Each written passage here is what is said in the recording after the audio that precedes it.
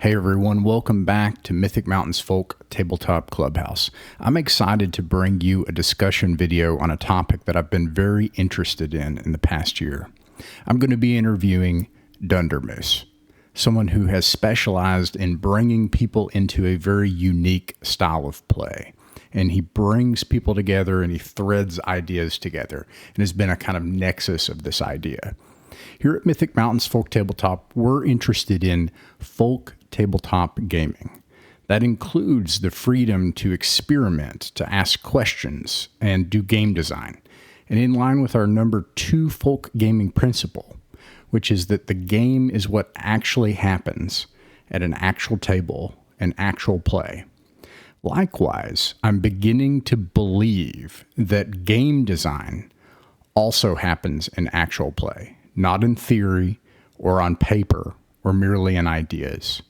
And this group of people is all about actually playing and then recording the results and sharing it with people. This group of people they've really impressed me with their boldness regarding experimentation and design. Even while I've been kind of bemused with their play culture, and initially I thought their ideas were frankly absurd. They call themselves the BrOSR. And if you've heard of them, you might know them from their cultural horseplay, mostly on Twitter. They lift weights, go to church, run advanced Dungeons and Dragons by the book. They fight with each other. They fight with other people. They argue. They make fun of people.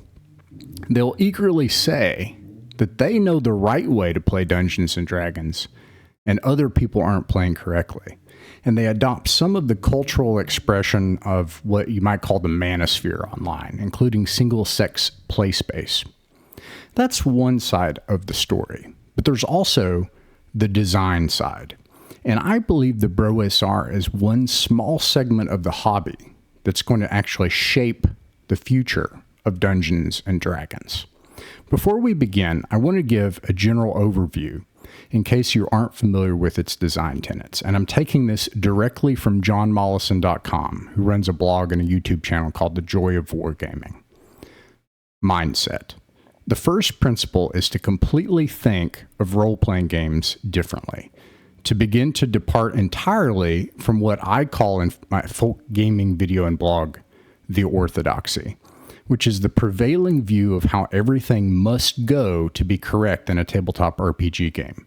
This includes setting aside taboos around certain things, like player versus player combat, or the sacred intimacy of a single group of people that always get along and always strive toward the same goal during the game. It includes something I've long advocated for, which is to stop thinking of the game master as anything more than an equal participant in a shared creative experience. It's a willingness to think of the whole experience as an equal owner among a group of other equal peers looking down at the whole. That means you are not a character in the dungeon master's world. You are a player, and you're all players, and you're all looking down at the game map with a perspective of looking at it with little individual elements that you all can have a say in, like a war gamer. Participants can easily share the role of referee from session to session, or even invite outside friends to referee when needed. You can simply adjudicate outcomes without a referee. You all have equal access to the rules, and you all have equal say. You can freely play at multiple levels simultaneously and at different times. Mighty patrons, gods, NPCs, characters. It sounds like chaos, or even difficult or challenging. But in truth, it unshackles the game, and it allows more people to play and more games to happen. And it solves a lot of problems around tabletop. And it all invites more people into the creative process as equals. It's a healthier relationship to the game. Time. Treat the world like a real place. That's the bottom line. Time passes one for one with the real world when not on an adventure or exploring the wilderness. There's some other options like 1 for 2 or 1 for 3 and so on, but 1 for 1 is the simplest option. If you play on Tuesday, it's Tuesday in the game world. If you take a break between game sessions, you resume on Tuesday in the game world, in the real world, the following week. If you take a 3-day journey during the game session, that eats 3 of those 7 days. If you travel 3 weeks ahead during a game session, you take those characters out of play and play different characters. It really sounds odd if you haven't done it, but it comes down to this. What if the world were treated with the respect as if it were real? What if you treated the game world the way you treat our world? What if you made appointments to do things and expected that it would happen in an actual time as if it were in the real world? What if elements moved in the background controlled by other players according to realistic rules of time, distance, rate, and space? And this implies other things then. Encumbrance is real. Items have weight. Distances are real. Terrain, weather. What if it were all treated with respect? The effect is that the world has time to breathe instead of having a turbo experience of it, which is cognitively dissonant from the real world. It allows storytelling to be taken out of the hands of the host or the referee or whatever you want to call them, and it gives them to the players and gives true player autonomy. It also means that you'll have to use the procedures of the game in order to convey this real world. What arises is an honest and living world that players are left to master. And that creates an unbelievable amount of excitement and social energy around emergent elements that the referee doesn't have to stoke, doesn't have to hype. It happens naturally. And all of that with no prep. I know it sounds crazy. It's hard to even imagine these things when they're just spoken like this. And it's possible some of it just has to be experienced. But when they're done, it's hard to ever look at the D&D hobby the same way again. Patron play. This is actually a very simple concept. You simply hand the most important elements in the world to players. That's it. If you're running Curse of Strahd, Strahd is ran by a player, not the game master. And it's just another element on the board in this new mindset. In this cauldron of drama and conflict, this one simple solution suddenly upends many of the problems tabletop RPG games face. Players are invested. They can make real choices right away. You don't have to eat your veggies to play Dungeons and Dragons. Sessions of play every single time are stake. Everything is consequential. The players are more in control than they've ever been before. The GM truly must let go of narrative control because they have none. And we found that these stories are actually the ones that people remember and talk about. And when they talk about them, you get excited and you're like, I want to be in that game. It's astonishingly simple as a concept. It's hard for me to even imagine D&D without it now. So those are the basics of BrOSR design. Now, please enjoy this interview with DunderMoose, one of the founders of the movement of the BrOSR. All right. Hello, everyone. It's Ross from Mythic Mountains Folk Tabletop Club. Here we talk about folk tabletop. That includes vintage games. It also includes challenging ideas in tabletop, what I sometimes call the orthodoxy. So today I'm joined by DunderMoose. He is from This Is DunderMoose and also live streams. You might call him influencer, community leader of the BrOSR. And so we'll talk about like what that is.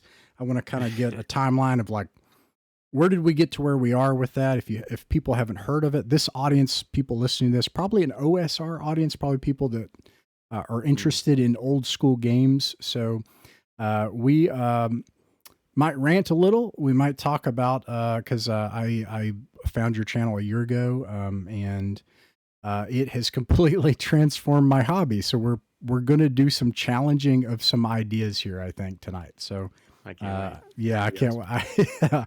Okay, so, and I want to start with that. did I miss anything? What else are you doing out there, DunderMoose, before we get started? I'm trying to figure out this YouTube thing, right? Like, Yeah, I YouTube. just Yeah. started off because I felt like I had access to some really interesting minds in gaming. I, for whatever reason, got invited in to this gang of roustabouts, these ne'er do wells, the BrOSR, and a lot of people bounce right off them. A lot of people have a problem with their style, with the way they get their point across. But I came in just willing to learn, open and ready, and they took me under their wing, and I got to see some really cool stuff. And so my heart was for people that were like me on the outside, just wondering what the heck. They saw the hashtag and they heard the craziest gaming stories, and they're like, "Is this for real? What's going on here?" And so I was like, I'm not one of the innovators. I'm not creating this stuff. But maybe my value can be I can share some of what it's really like so people can get past the noise. Because there was a lot of hate in the early days, and there still is from some angles, where if they see that you're BrOSR, they're just going to shut you down before they even listen to you. And so I'm like, okay, well, can we take the temperature down a bit? Can we just look at the ideas and interact with those? And if I can get somebody over that emotional hurdle, I bet that I can either make their game more fun or at least make them think about it different than they've ever thought about it before. Yeah, that's amazing. I can't wait to get into this. I so if you follow our for anyone listening, our YouTube channel, Mythic Mountains, we don't just do old school stuff or vintage stuff, but we mostly do vintage stuff, and that's kind of our main thing. Our main thing is you can watch us play a retro clone of original D&D in a rigorously classical style. And I want to. You described early on when I watched your videos, your journey. I remember you talking about how long ago when you were a kid you played like Westing Games D6 and Yes. and BattleTech and stuff, and then there was this gap, and I feel that I was like I had. Although I didn't play much when I was young, it was hard to find people to play with, and it wasn't very successful. And then I got in the Army, and I was totally out of that for a long time. And then I also had this return, and I connected with your videos in one thing, in that there was this kind of crossing the threshold moment, and it happened a couple of times with you. And so you got back into tabletop, and there was this major crossing the threshold when you discovered the OSR, the old school Renaissance. Yes. Probably anybody listening to this podcast knows about that. Probably if you're listening to this podcast, you're into the OSR. And that this is mostly for all of you. Spoiler alert, you should track your time one for one. Objectively, right on, all of you, hark. And there can be no, and there should be a war game layer. Campaign. There should be a war game layer, but we'll talk about this stuff. And I'm telling you how to play your game, and we're doing that. But anyways, but I think most of us had this crossing the threshold moment into the old school Renaissance, which was itself Matt Finch describes it in his primer. He says, if you're going to do this, you have to take some of your most closely held assumptions about gaming and flip them on their head. And that's true of the OSR. And I lost gaming friends when I came from the OSR or from the 5e world into OSR. They were like, I cannot go with you into this. Like just the fact that characters could die and that, everything was left completely open and the players would drive everything and the referee just kind of sat back and everything. And just, so anyways, I connected with that in when I found your videos about a year ago. And, at the time, we have, I think I can say this now, we have the longest running OSR actual play on the internet. It's longer than 3D6 down the line. And is that your Rapanathic? The Rapanathic. And so that is that how you say it, or is it Rapana? Man, I don't know. Shoot, who knows? Bill Webb knows. Maybe I don't know. I think of it like Appomattox. Rapanathic.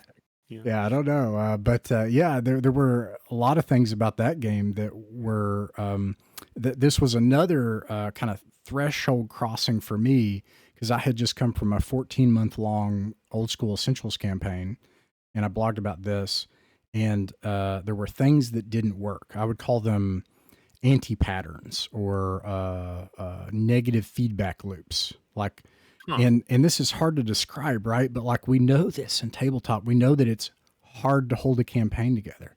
Scheduling is hard. Why do I keep having to try to push the players to interact? Like, this is the stuff that normal people in tabletop just take for granted as a problem, right? But then we started changing some things, and all of a sudden those problems went away. And we didn't change it at the, hey, can you please, we didn't change it at the person level. We changed it at the system level. And that's the thing everyone said didn't matter. But anyways, so we is had. Is that how you got to the classical approach? When you were like the loosey-goosey, anything goes stuff, it starts pulling apart at the seams. But if you go back to the rule. An example in my blog is the speed at which horses go. If you use the math from original D&D, it works better than BX. If you do the math for horses and their speed, and you do it precisely, and you track the time and the distance equals rate times time. If you have physics, if you treat the world like a real place, then cities will matter. If you treat torches like they have weight and a price, NPCs will matter. There's this blog, don't leave, I'm having him on the podcast. I can't think of his name right now, but anyways, he has we can edit this out. Yeah. He has a blog called, article called, if your torches weigh, I think like 1 pound or whatever it is, your NPCs will matter. And anyways, okay, so I crossed this threshold moment, and then I hear your video, and at first the music video, like you said you were in the gym, and you heard you heard "Man, It Feels Good to Be a Bro." Yeah, this music video comes on. I'm like, what the hell is this? Yeah, and I was just like, all right, this is just some schizo OSR entertainment stuff, and I'm just gonna, I was pretty mean in that video. Like, I have like a couple strings where I'm just calling people every name in the book. Yes, and it all rhymes. Yeah, it was great. So and then you did another video where like, okay, well now I'm going to talk about this, and it was also just so alien. And we'll talk about the specifics here in a second. But this was alien to someone who'd already made the jump from already 5e did 1-to-1 to time, already doing that, already doing already tracking encumbrance, already no prep. My prep for games. Because I used the procedures. The game was the prep, right? Like if you use the procedure of the game, it evokes something. Use apophenia, right? And then you read the books, read Appendix N. That's the game. You don't. Do you think that's how OSR was going, or do you think that your group was unique for following it that close? We had to fight to do that. So people thought, people told us we were crazy and stuff. And I had to kind of preface it. And when people came in, I'd say, even if you're OSR, let me tell you what is going on here. Because people will say like, oh, the rules don't really matter. And I'd be like, they do here. Like, so like stuff like that. Well, I feel like that's like almost a mantra of the OSR, the rulings over rules, that like none of it really matters. We can all just make it up as we go. So I'm really encouraged that like even back then, before I got my claws into your brain, that you were like walking the path, man. You were like, no, rules as written helps us avoid arguments. It helps I don't know. Did you have any PvP developing at that point? Or? No, not at all. Right. So in fact, that was like a hard rule. Like in my justification at the time was like, look, we don't have time for that. We don't have time for that. Yeah. And now, and like you hated the guys that were doing that. You're like, oh, get with the program, be a team player. Why are you doing this? Yeah, exactly. In fact, I remember there was a guy that joined one time, and we all were like, oh man. So he jumped. I remember this dude. I'm sorry if you're listening, my guy. I hope you're listening. But I actually thought, so he's British. And I thought he was my Welsh friend, to be even more embarrassed. I thought he was somebody else, and he just happened to slip in. And and the guy, they're starting in a tavern, and they I can't keep all those British crackers apart, man. and this guy, combat breaks out, and there's this kind of the character of heroes, the get along gang, as you call it. That's certainly what we were doing. They they're standing up to these local bullies that come into the tavern, and they're like, all right. And I'm like, okay, declare spells is the top of the turn order and all this stuff. And he says, okay, I want to hop behind the counter. Like, okay, maybe he's going to try to flank or support in some way or another. I don't know what he's going to do. And he gets behind the counter and combat breaks out and they're fighting for their lives. And he's like, is there a woman back here? I was like, yeah, like, cause there was. Oh, no. And he's like, I'm going to take out my dagger and hold her up, tell her she better give me all her stuff. And I was like, what in the world? And then like this dude was just like, all right, I got a moment till I get my stuff and get out of here. Like, he was utterly doing his own thing. And like, like in conventional play, that is like totally not okay. Right. And, but think about some of the best like science fiction and fantasy shows. Like think about like Firefly. What would Firefly have been without the character of Jane Cobb? Oh yeah. The dude that was like part of the party, but he was not about them at all. He was always only about himself. Like I don't know if you saw the movie Serenity, but like oh yeah, the scene where like they're trapped in the corner and the Reavers are gonna come in and everyone's like starting to despair, and Gina Torres's character is like, none of us are making it out of this alive. Yeah. And Cobb looks all offended and hurt, and he's like, well, I might. Like, that's good drama, man. When you got a guy like that that's like, oh, they're fighting. Now's my chance to rob some people without getting, naysayed by the rest of the group. Like, that's hilarious. So, some people, and actually I think and we can get into this because later on I want to talk about theory. Like I want to crack into this deep. Mm-hmm. But I know people hate this movie, but speaking of science fiction, Solo. Now, Solo is useful, even if you don't like it. It's useful in terms of tabletop because each individual character is useful and interesting. If you take that as a tabletop thing, there is content there and something going on in every direction. There's not like one direction with one group of people with one axis or one line of effort. There are multiple lines of effort all at once, all intersecting, and maybe they're friends one day, and maybe we'll do this job, and then I'm going to shoot you at the end, and you never know what to expect. And so like every moment it can be dramatic in that way. But anyways, well, dude, I liked Solo. I don't like Star Wars nowadays. Yeah, the Star Wars malaise. I've got it. Well, I tried. The only Star Wars movies I like are the ones that have Han Solo in them. Like that's like the only. Maybe maybe I'm not a Star Wars fan. I'm just a Han Solo fan. Yeah, but I felt like that was a Star Wars movie by fans for fans. Like they did Terrace Kasi, martial art Terrace Kasi in the movie, and like that was a PlayStation 1. It was like a Mortal Kombat Star Wars game that I played I just played forever in the dorms in college, and I was like, that was a deep cut, and they just dropped that. So I appreciated Solo. I didn't like Rogue One or any of the rest of them, but the original three, Solo and the first season of Mandalorian. But anyway, the first season of Mandalorian was good. Yeah. Yeah. So that idea where you're not playing the game, you're playing the people you're with, and like those little alliances you make and you wonder how long you can trust them and stuff, that just adds a dimension that you don't normally have. Well, I'm gonna skip ahead to there. Let's do this. I'm gonna bounce this off of you. Okay, all right, here's one of the things. So I hear you all talk about those parts of the game. No, I have to crack this open. I'm gonna skip. Okay, let's do it in order. You talk about those parts of the game which are load bearing, which if they were done will hold the game up naturally. And if you don't do that, then what do you have? DMs burn out. Players are uninterested. Why is it so hard to schedule? Why the campaign ends in 4, 5, 6, 7, 8 sessions. Yeah. And so like there are all these anti-patterns that we say, well, that's just how it is. But if you don't do that, if you do certain things, those things don't happen.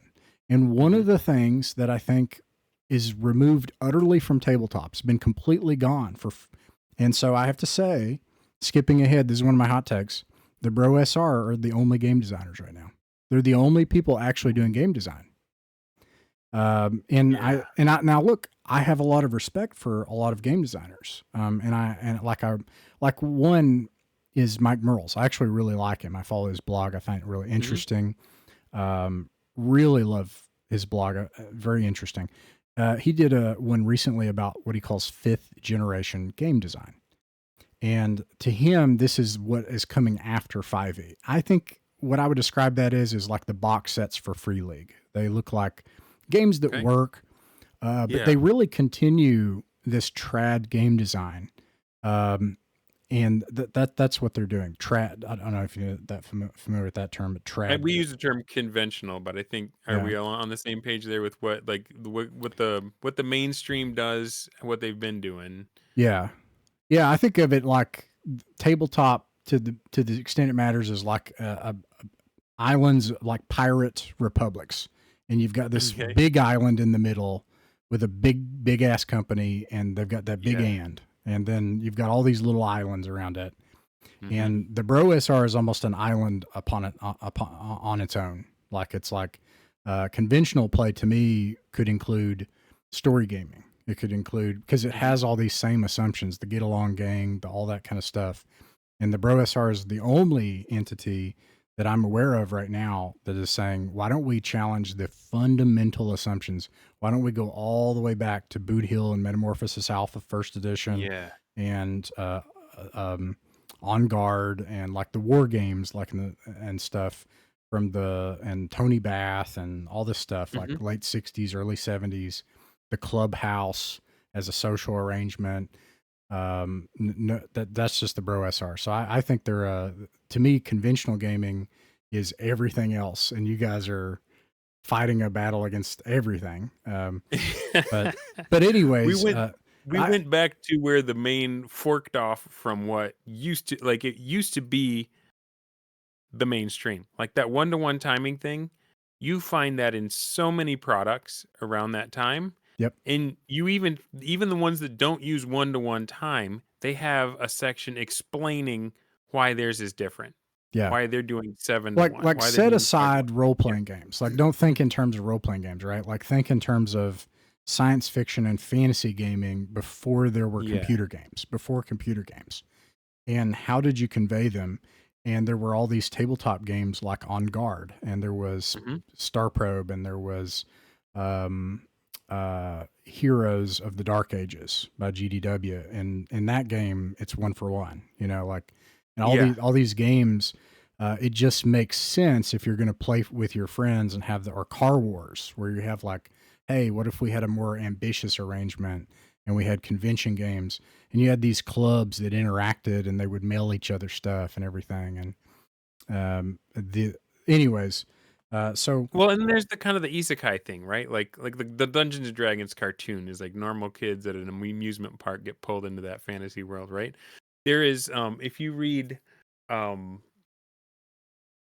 Blackmore Foundations. It's a book that goes along with the movie Secrets About Blackmore. You can get it at the Fellowship of the Thing. They talk about like one of the early games of Blackmore that Arneson ran. He just let his players play themselves, and they narrated a plane crash, and like so they show right, up in this medieval world, and like they've still got like revolvers and stuff that they would have brought with them, and that's how he introduces them to Blackmore. And so like the idea that the real world and this game world are connected, that was there at the beginning. And when you have a guy who's got a basement where everybody's just coming over every day that they can, and there's multiple people playing, and it's all this massively, I mean, it's not online in the sense that there wasn't one yet, but it was a massively multiplayer game where there's not really any other way that it would work. You can't keep doing pause time and then, if you got four DMs, try to put all those puzzle pieces together in a way that makes some kind of coherent sense. Whereas if you right. just tie it to the calendar, everybody knows, all right, these guys are going to be back on Thursday. What do you want to do in the meantime? Right. Well, and actually, I would say they later did do this. They did do it under the what you'd call conventional play and pause time, and what I would call Hmm. the post elusive shift, post 1983, post Hickman world, and Yeah. it was RPGA and of what would eventually be Adventures, the Adventures League. And Okay. what they did is they said, well, the character is the most important part. The character is the most important part. Mm. That character sheet is the sacred item that's going to go from game table to game table, and suddenly, um, I think there's this part in the DMG. I think it's in the afterword at the very last page, and Gary Gygax Yeah. he says this is the ordering of play. The game first, then the world, the participants thereafter. Yeah. And that's the opposite of the orthodoxy of conventional play. In conventional play, what will they say? They'll always say participants first and everything Yeah. else after. And the game is last. Like that's the I last think you really consideration. got your finger on the pulse of why the things that the BrOSR says is so hard to fit in the heads of so many people, because it is a very primal basic assumption as to who is the star of the show. Yeah, and I'm going to point to this, but I want to get to it later. Is I think the key to this, and I'm going to bounce this theory off of you. Tell me I'm crazy. Okay. I think it's Jeffro. He was like an impetus for all this, right? Like he was. Is that fair to say? Like he was really one of the people. There was some concurrent discovery going on. There were people doing things at the Yeah. same time. But back in 2020, a lot of this started going with Jeffro back in 2020, right? It started with Mephrodis. Okay. So, and I don't know how you pronounce it. I think it's pronounced Oum, or it looks like Agma, or John Mollison says Weema, but it's Oghma. But these two guys know each other. And Mephrodis, I mean, it's kind of a shame that when Twitter got bought, like it got scraped. Like before a certain date, all the tweets are gone. Yeah, that is absolutely a shame. That's bad. Yeah. But Mephrodis was mainly known for posting fishing pictures, bodybuilders, and I mean he is hilarious. He is a hard man, and he bullied Jeffro Johnson into playing AD&D Oh. First Edition rules as written. Jeffro said it can't be done. He said Yeah. that game is just the first edition of the game is just too arcane and Byzantine and Right. Yeah. can't be done. And Mephrodis was pretty much like, "Are you gonna wimp out? You can't handle this? It was a game for 12-year-olds. Go for it." And so he bullied Jeffro, and so Jeffro got everyone together, and he started this campaign called Trilopulus. And one of the awesome things that the BrOSR does, I sing about it in my song, blog receipts. A BrOSR bro Right. blogs receipts. So he was writing session reports for his blog. And you can follow along. You can go to Jeffro's Space Gaming blog, and you can I've start looked at some the of them, first. and he lays out like I completely dorked this up, or this player got pissed. Like he just lays out Yeah. the failure, like the dirty laundry. Like Yeah. yeah. So Oum was in one of those, and Jeffro thought he really got the party because he had like these I think they were like big crystal golems or something come around the corner, but there was a pit behind him. And Oum was like, "All right, I'm gonna grapple. I'm gonna charge up and grapple one of those guys into the pit." And Jeffrey was like, "Wait, what?" And then you turn to the DMG, and there's rules for grappling. So and it's based on your height, it's based on your weight, it's based on your strength, and then there's a table to roll on. It's like this whole mini game, this system just for grappling, and it worked amazingly. The guy was able to like pitch these golems, and like the party easily beat what Jeffro thought was going to be a lethal encounter. And I think that was kind of now I'm speaking about stuff that I wasn't there to witness. Right, Sure. this was all before me. Um, But it's it's recorded for almost us, so like there we go. Yeah. yeah, it's almost reached legendary status in my like for me. uh Trilopulus was my critical role. I would read those posts and I would just Wow. like put my phone down and laugh, like just laugh at some of the stuff that happened in the game. But so you see people struggling with, they're all committed to the rules as written, especially the hard rules, especially the awkward ones that Yeah. nobody followed because they seemed to be superfluous or whatever. I've got a friend named John N. McGowan, Yeah, and he I've wrote a talked to book. John, and his book is a masterpiece. It's Yeah. One of that's the a whole things other he thing. says Yeah. is one of the things he says is that um the encumbrance rules lead to domains. The encumbrance rules lead to strongholds. Cuz if if the weight doesn't matter, then you can carry as much as you want and you don't need a place to put it. But if the weight does matter, well, now all of a sudden you've got to hire, the handlers. You've got to hire an ox cart. You've got to find a way to get it out of the Yep. dungeon. And now that it's out there in a living campaign, you got to find a way to protect it. So that guy who likes to dive behind the bar and rob people while the fight's going on doesn't show up in your neck of the woods and take all your loot, right? So, the problem is the rules that nobody wants to pay attention to. It's like Chesterton's fence. When they removed them, they couldn't imagine the second and third order effects that having the rule and following it creates. Yep. Right? One of them is that the DM is supposed to grade the players on how well they played their role. And so one of the, and man, these are interlocking, right? Like XP in first edition, part of it is from the monsters that you outwit or kill or run off. Part of it is from the gold and the treasure that you get. And so 1 GP in value equals 1 XP in experience. But once you earn that experience points, you get enough to level up. You don't just automatically level up. There's not like a golden shower of sparkles around you, and like now you're level 2. Skyrim. You get a drum noise.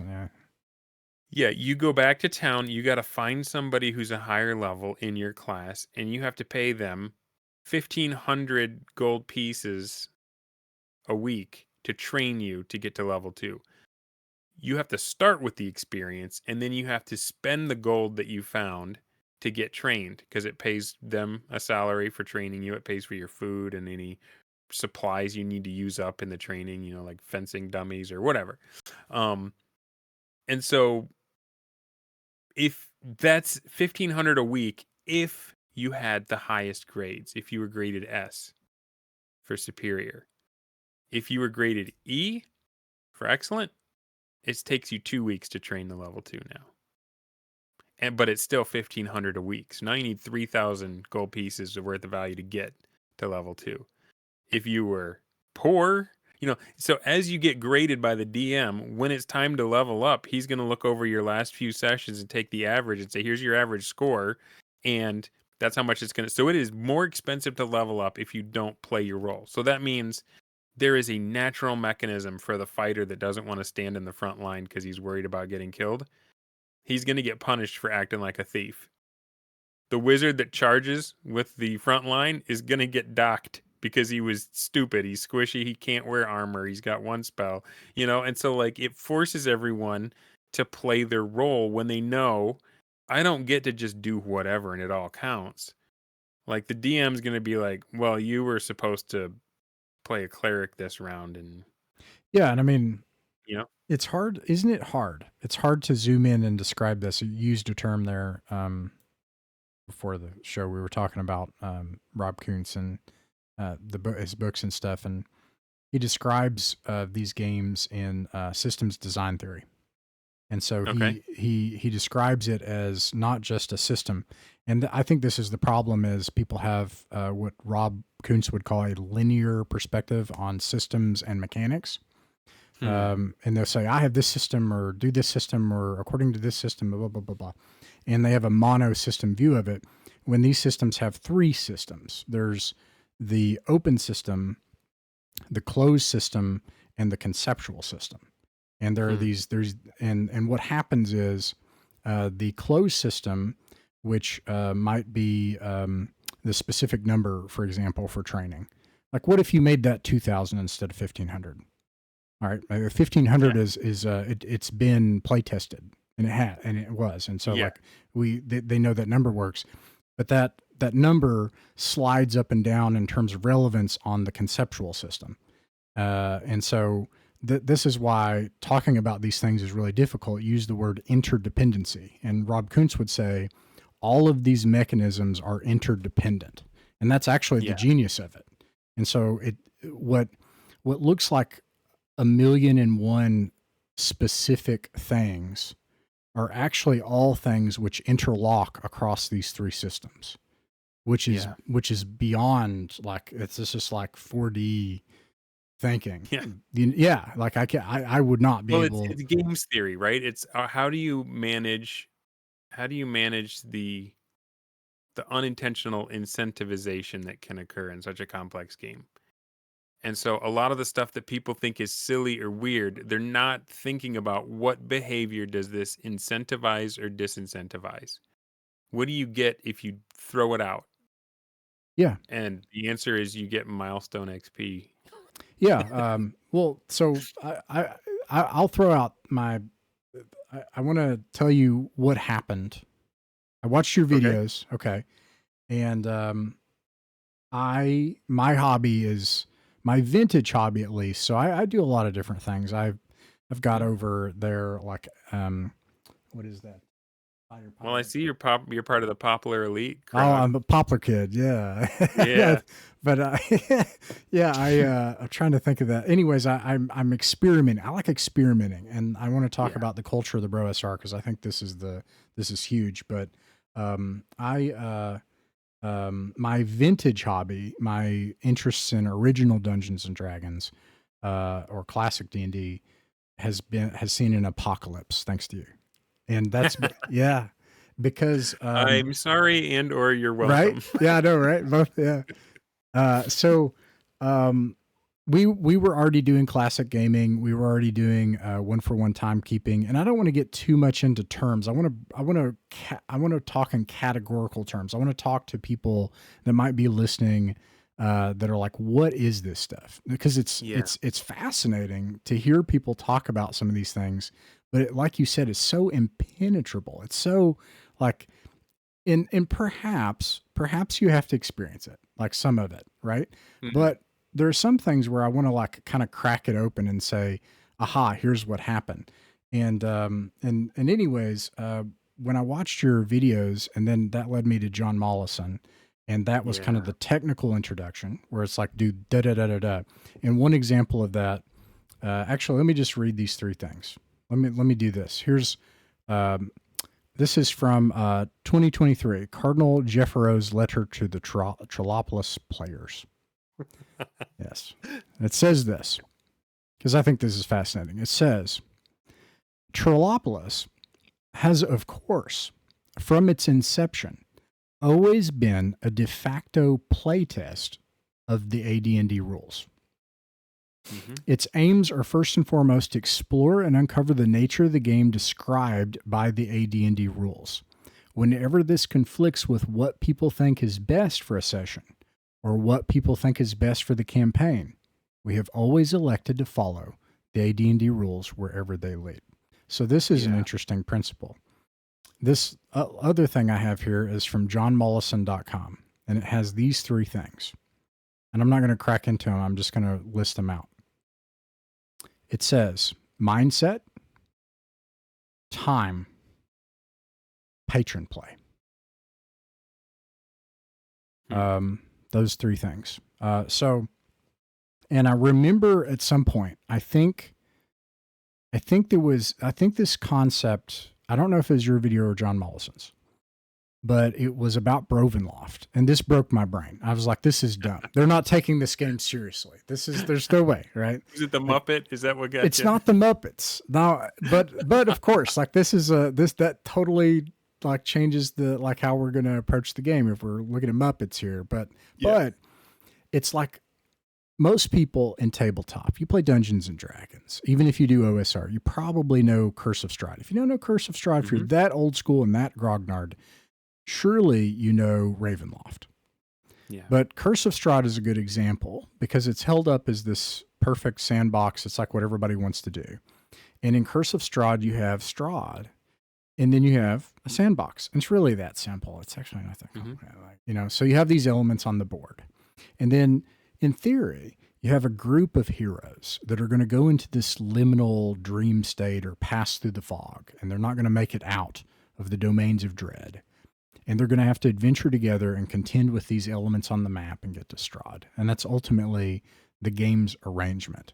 And it was either you or John Mollison or both that said, what if you gave all of those elements to your friends instead? And I was like, this ruins the game. And now today, And now today, I don't want to play a game that doesn't do that. So here I'm gonna cast ahead, and I'm gonna give you my spicy text, and then I want to go into Well, a tell me couple how you things. got there. Wait, How hold did on. you Here, get? here. So Okay. here's my predictions. Number one, before I found this stuff, before I found the BrOSR, I'm gonna make people mad. I thought D&D was dead. And this is what I mean. Gen X, when they die, I thought D&D is going to die. It's not going to continue. Yeah. Everyone in D&D, it's like a boiling frog syndrome or a Mandela effect. We all think, oh no, it'll go on forever. It's also recency bias. You just think things will continue forever. Nothing continues forever. Nothing continues as it is. And I looked at D&D and I looked ahead and I thought, this is not going to last. This is the people willing to put up with the things that are broken in it are going to be gone. And when that's gone, this is gone. And that's okay. We're still going to have other things that's going to evolve.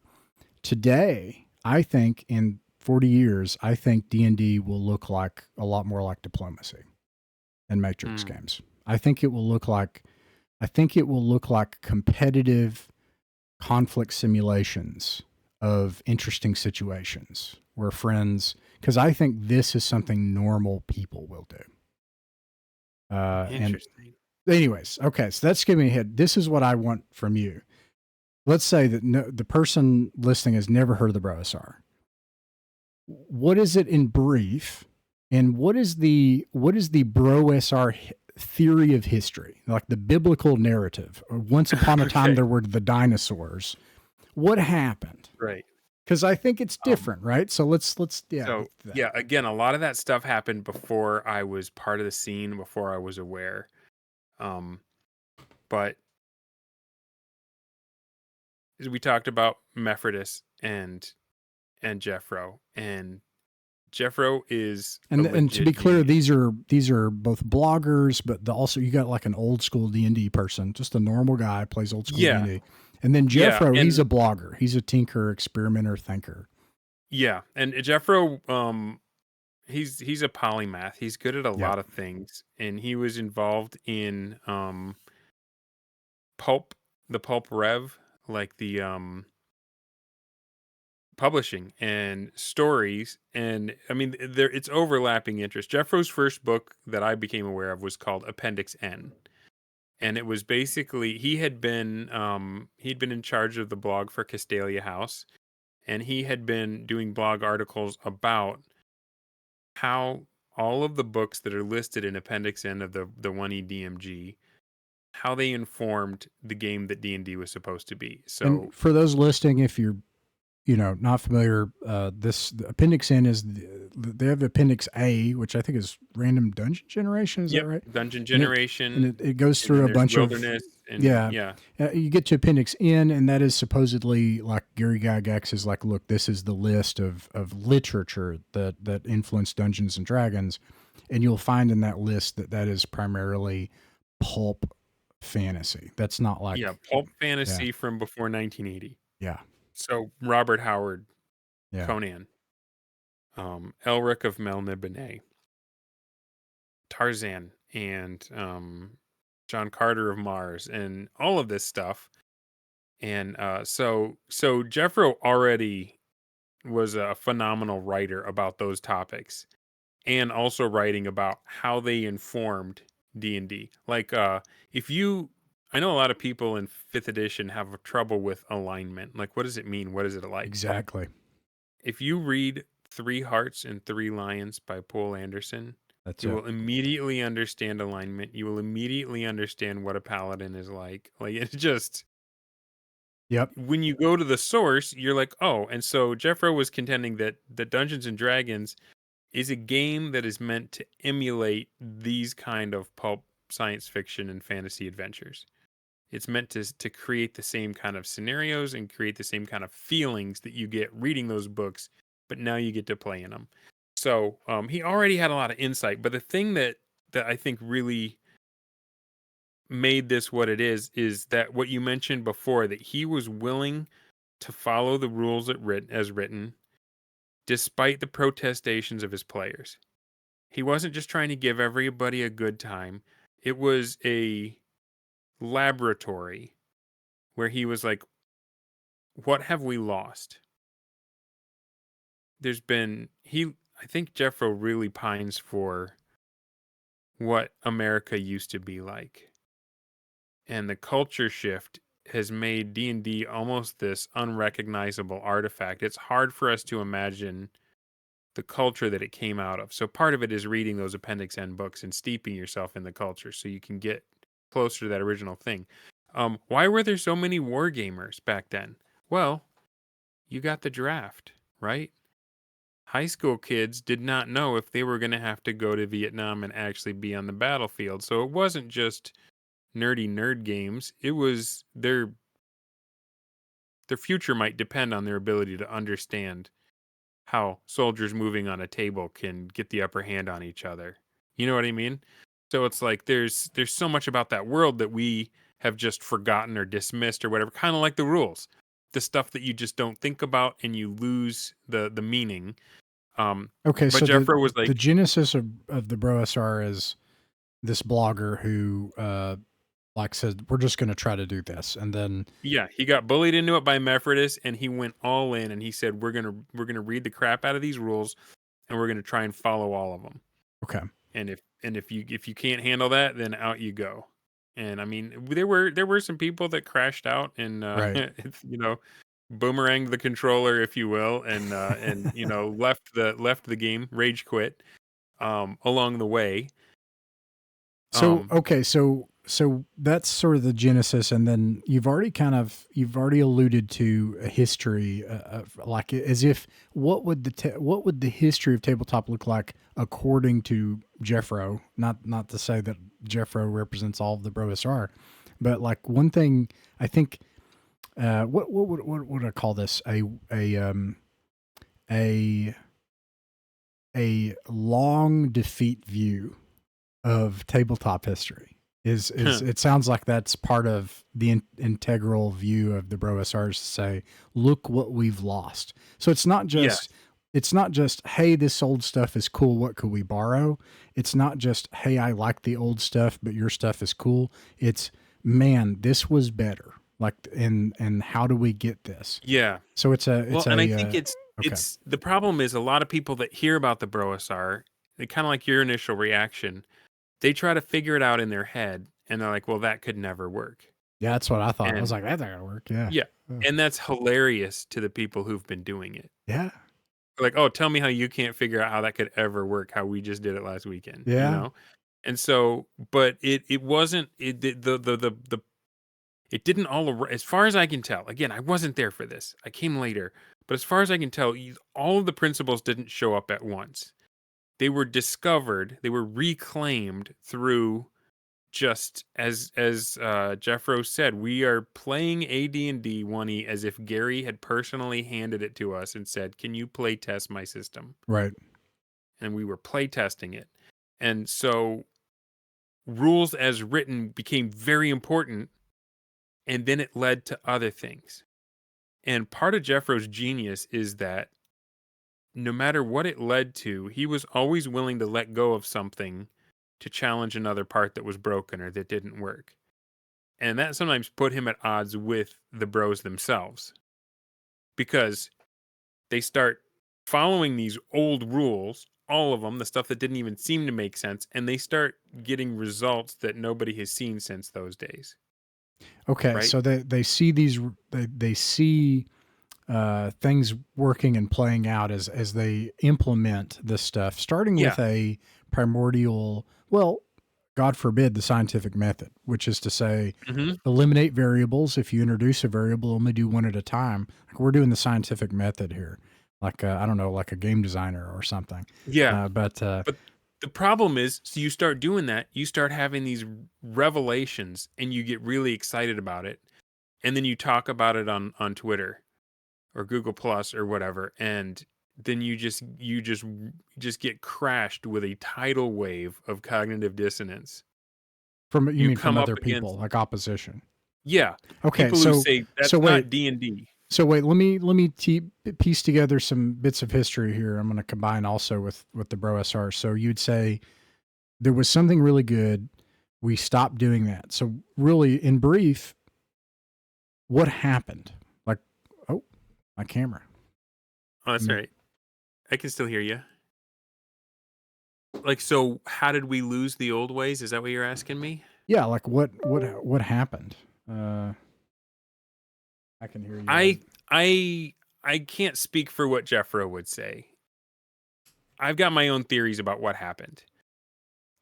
And maybe he would agree with me, maybe not. I think one of the things was, OD&D came out and they were just so excited by what they had invented that they wanted to get it out to the masses as quick as possible. They wanted a product, they wanted to get out there, they wanted people to play this. And so OD&D, which is still an amazing system, especially if you combine it with chainmail, it was unfinished. It was unpolished. Okay. It was incomplete. And then, the business world comes in and all of the, Camelot starts having schisms and Arneson leaves the company. And Gary, I believe the first edition is Gary's complete version of what they had created together. He wanted, OD&D is a lot of the things that OSR people say now. Just make it up, roll a d6 and figure it out. It doesn't matter. That was OD&D. When Gary came up with 1E, he was like, this is the complete rule set. If you're having a competition, like let's say we're at a convention and everyone's running the same module and you got to decide who wins. Well, everyone's got to play all these rules in order for it to be fair. Because if DM hand wave you over there, just gives them a ring of 3 wishes or whatever, right? Broadly speaking, to anyone that would say, well, 1E is not what happened in 1975, I think all you have to do is look at strategic review. If you read the strategic review and you put it side by side with the 1E DMG, literally someone typed out what was in the strategic review in places from 1975 and 76. So what was happening when the 1E DMG came out, which was the second book, I believe, in the series that came out. I think it was Monster Manual. First it was Monster DMG. Manual. A lot of that stuff was literally just ported, even if Gary himself had already sort of evolved and changed. That stuff was ported from the strategic review from all right, this is what works. Compare that to Alarms and Excursions and Indie Zine, and you'll see that people are like, well, I think Charm Person acts on a spiritual level, or I think this, and it's already the OSR. Like by 1975, we had already figured out the OSR by 1975. And so you had that sort of mentality of the OSR in 1975 in that indie zine, but what is in the 1E DMG was already like serious gamers at TSR playing through it. Okay, so your theory is so I've only gotten to like 1/3 of it. My bad. Let me talk about some of the other factors, but Kuntz made the comment, and I don't know if it was on my show or if it was just on Twitter, but that like some of the stuff Gary put in there, he put in there just to make the wargamers happy. Interesting. Yeah. The culture was different, so the culture shifted. The Blackmore bunch had a war game going on in Minneapolis, St. Paul, and Gary had a war game going on in Lake Geneva, and they were in the same map. And so like the Minnesota guys could be like, hey, one of our warlords decided to go south into your area and try to conquer. So here's who he is. Here's what his troops are. Play the battle out and tell us what happened. And so like characters were passing between these two different club tables. And it's like, how do you keep that synced up? Obviously 1-to-1's the easiest way, right? Who does that anymore? Right? Maybe some like the entire guys part of this, like a whole background to this, is the entire wargaming clubhouse culture. Totally, if not just completely different, antithetical to role-playing game culture of the 90s and aughts and up to today. And so that's the second change. Okay. The third one is just that AD&D 1E it's a beautiful, complex game, but it is not it was not written by a tech writer. It was not laid out by an instructional designer, right? Okay. Yeah. So it was hard for new players to come on board. And so they almost immediately came out with these simpler versions, right? Yeah. Basic, expert, master, immortal. And the newer versions were more accessible. And so everyone usually, what people usually did was they bought the box set, the beginner stuff, and then they got the DMG, and they would refer to the DMG every now and then if they wanted to add something extra. Yeah. But I think part of it was that marketing push to add, to the low level stuff. You can start here and work your way up to advanced. That stuff didn't have the wargamer stuff in it. It was either deemed advanced or whatever. And so a lot of people started real D&D without much of this stuff. I think even the people that started with AD&D 1E, they didn't learn it by just reading the books cover to cover and doing all the rules. They went to a table, and so they were young when they started. They might have missed stuff, or maybe their DM thought it was too much of a pain to track encumbrance, or whatever. Just over time, either people never reading it or just taking the easy way out and it passing from person to person more than reading it. I think that was also a factor, is that that's when you want to make people really mad, tell them you're not playing real D&D, and they'll say, well, I've been playing D&D for 40 years. It's like, well, you've been playing it wrong for 40 years because you never read the manual. That was part of it with the BrOSR too, though, is Jeffro for being a genius. Let's not go there yet. Because I want to get there. Right. I want to get there. But so the short answer I'm hearing to your three question things. is the culture changed. Nobody ever really played it right in the beginning, and they just passed it on to their clubs and stuff. And without that wargaming element, people didn't see the need for the extra cool fun stuff that nobody's doing. And then the court intrigues of the mass marketing and commercialization and all that. So then the second edition comes out because they're trying to make money, and then every edition after that. See, in my mind, D&D died like right before Unearthed Arcana. Like the guys I play with in Trollopolis, we don't use. You could just say that it died with the Thief in 1975. Some people say that. So, maybe I think when Gary went to Hollywood and other people took it over, I think that's when. Because I mean, there's stuff after the DMG that I'm actually agree with you. That's a whole other thing, but okay. So we've got that far in history. So did I answer the question, or did I just ramble? No, we got it. So like there was this amazing thing, and then there's these things that went wrong, and now there is, if we might say, an apostasy. There is like this entire period where, and here's some things we were talking about. Rob Kuntz. One of the things Rob Kuntz suggests, whether you agree with it or not, is he's like, look at the market, like the available market, and look at what D&D did and how it did it. And in 1.5 years in the available market, it exploded and took over the entire thing with none of the market strategies that were used thereafter. What I call folk gaming. That's like my whole thing. And then he points to later periods, and he says, even if you look at like the spike up to 2021 or 2022 with 5e and so on and so forth, D&D has never grown. This is a basement hobby amongst not normal people. And I know. And I'm not normal. It's okay. Look, I'm not. Dude, it's all right. You smell at the gym, so you don't have to smell at home, right? So, So yeah, it is. So one of the things is a retrospective of history that says there is actually something wrong. There is, you need to actually fix something with your hobby. And this is an interesting idea. And I think it will offend people. And that's what I want to get into next, if I may. Why does it offend them, do you think? Oh man, I got both some opinions, and I've already posted on that. I have some opinions on that. But I think that's probably less. I'll answer the question.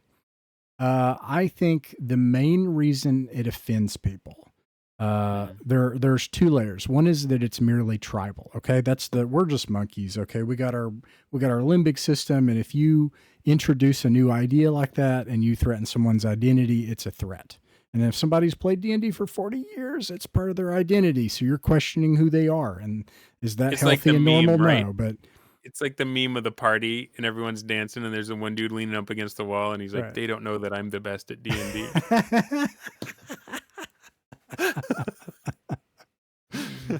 Yeah. Okay, but there's another layer, and it points to the cultural part, and it's what I would call, I use the word sophistry, and here I will offend. And when I say sophistry, I mean that when people discuss ideas in game design, they do so on the basis that nothing is actually real, that you can't actually know anything, that nothing can actually be improved. Everything is merely an experience. All things are subjective. Yeah. Anytime you approach things in that way, it does no good to try to say, well, here's how you need to improve your game. So if the BrOSR says, attention everyone, we've discovered the ancient scrolls and like we know how to improve your hobby, you're just going to get burned at the stake. Because you're questioning something more fundamental, which is that everything is relative, all fun is subjective and relative, and that is more important than anything that could be sublime or noetic, anything that could be more ambitious. And that is a whole other thing. That is this a silly game or is it something deeper than that? And I don't think I think the prevailing view, when people say, oh, the game you play doesn't matter, it's just the friends. If the friends are good, then the game will be good. And skipping ahead, and I put this in the classical gaming blog thing that when we looked at it, that's true on a fundamental level. Okay. Like it's true that like if you're with a bunch of arseholes, it's probably just not going to be fun. Okay. But it's also true that if you create an arrangement that allows people to come in and be challenged, the best people show up, or as Gary says, the superior, that alloy of the superior participants. And so that is offensive, because the very idea that anyone could be doing better or worse. And that's what I want to get to. I want to throw some theories at you. I want to crack into the theories, DunderMoose, and this is the last thing. But I want to crack into the depths of this. Yeah. So here we are. We've arrived at this point in history where we say we have lost something. We want to reclaim something, and now we want to give this. BrOSR was given for free, which was very folk in character, and I listened to Jeffro talk about how he saw this. I've come to the conclusion, I think he's a genius. I think I would rate him like a Zach S. Like he's like this, like you said, a polymath, like this really fourth dimension, like way out there game designer. This is what I think happened. So, because you mentioned the online stuff and bouncing off, if people have encountered the BrOSR, so there's this whole thing about you're playing D&D wrong. This is the right way to play, right? Which is very offensive to people. And then there's also the fighting. And this is what I think happened. You tell me if I'm crazy. I think Jeffro looked at this experience as it was unfolding. And he is a certain kind of guy anyway. So he's already sort of not like the typical conventional role player. Yeah. But I see an intent here. I see an intent. I see someone who looked at this, and as it was unfolding within about 1.5 to 2 years, when I look at the blog and I listen to him talk about it, I think he looked at it and he said, I don't have the cultural basis, the cement, the platform upon which this thing can exist. Now, didn't we just say that? Didn't we just say that the wargaming hobby was gone? It was demolished. And we didn't have that entire basis anymore. So when people look at it, it no longer makes any sense. So I think he looked at this problem and he did what a genius does, because I think, and this is what when I say that the BrOSR has game design happening, is instead of saying, how can I operate within the culture? Here's where I'll make a minor cultural criticism, and I do so with respect. Are you familiar with the Ars Ludi blog, the Ben Robbins blog? I think it's Ars Ludi. Did Yeah, I think West Marches. Yeah, He that's right. he also did a whole blog series on Braunsteins. Mm-hmm. Yeah. So like that was 20 years ago. Okay. So like it's not a new idea, but he stopped short of a few things. So this was, and what happened is he was operating within the cultural bounds of tabletop. He, you know, what Jeffro did is he said, I have to make a culture. Yeah. How audacious, how insane. Well, and so he made a culture.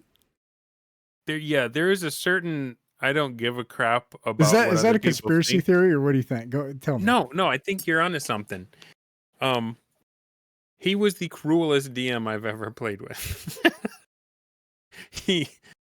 As things happen, he would just react to them, and like when your character died, he would be just as shocked as you were, but he'd think it was hilarious. He wasn't trying to kill your character. He was just like reacting in the moment. But he wasn't going to soften things or change them because that's just how the story went. And like, because he was so committed to the rules and the milieu above any one player's feelings or attachment to their player or whatever, it was such a weird time because on the inside, it was wildly innovative and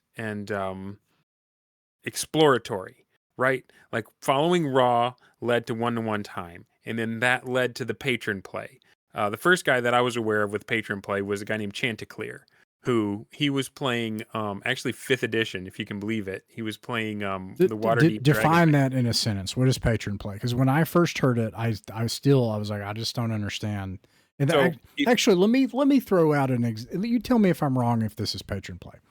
Patron play is instead of having elements of the world, like I have all of it. I'm the dungeon master. I'm gone. Yeah.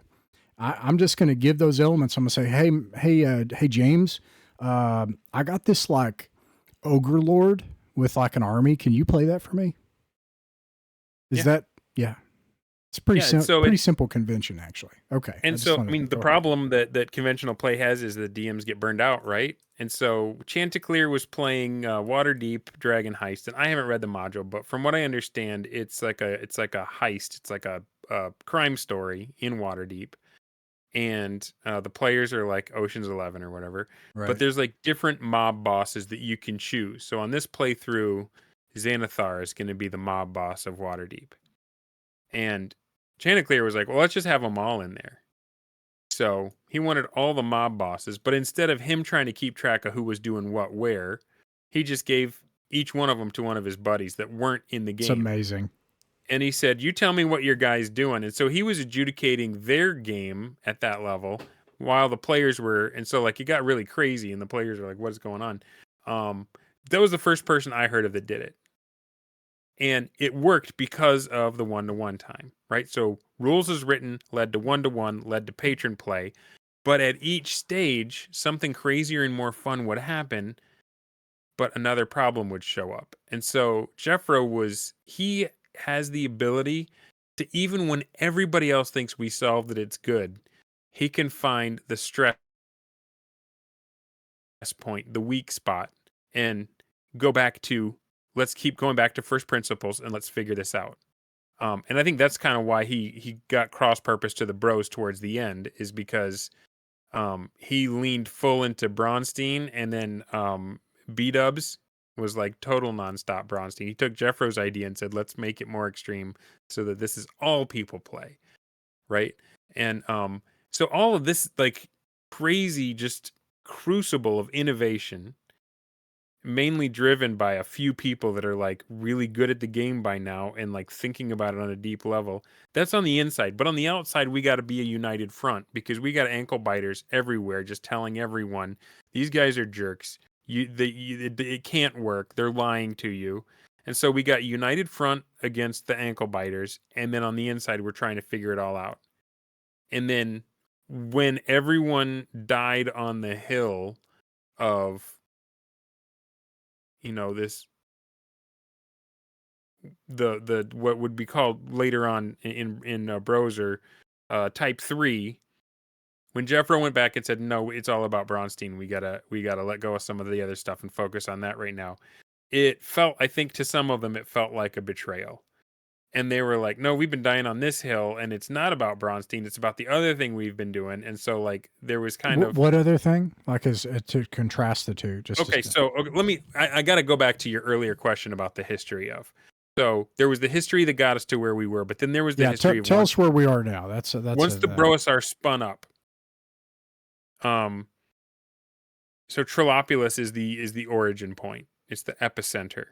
A lot of the players in Trilopulus are so enamored of this new way of playing that they want to start their own game. So they leave Trilopulus and start their own. B-Dubs was one of them. He started with Adventure Conqueror King system. And he has another blog called Dubs Are Own, which is also recommended reading if you want to know what's going on in the system. And so Trilopulus is going, Dubs Are Own is going, and a bunch of these other BrOSR style 1-to-1 time campaigns crop up. And once Chanticleer came up with the patron stuff, everybody started trying that. And that was one of the things Jeffro did that, he'd had several sessions under his belt. And then he brought in the patrons and just said, let's turn everything on all at once. So all of the high-powered NPCs, all of the dead ends that the players had like started down and then decided they wanted to go somewhere else because they had total player autonomy. All of those suddenly got fleshed out with agency, and Trilopulus went nuts as they all started exerting their influence on the milieu that everyone's sharing. And so they are all competing for the attention of the session players. They want to hire the players to come do something for them instead of someone else getting them, and like even sending them against each other, right?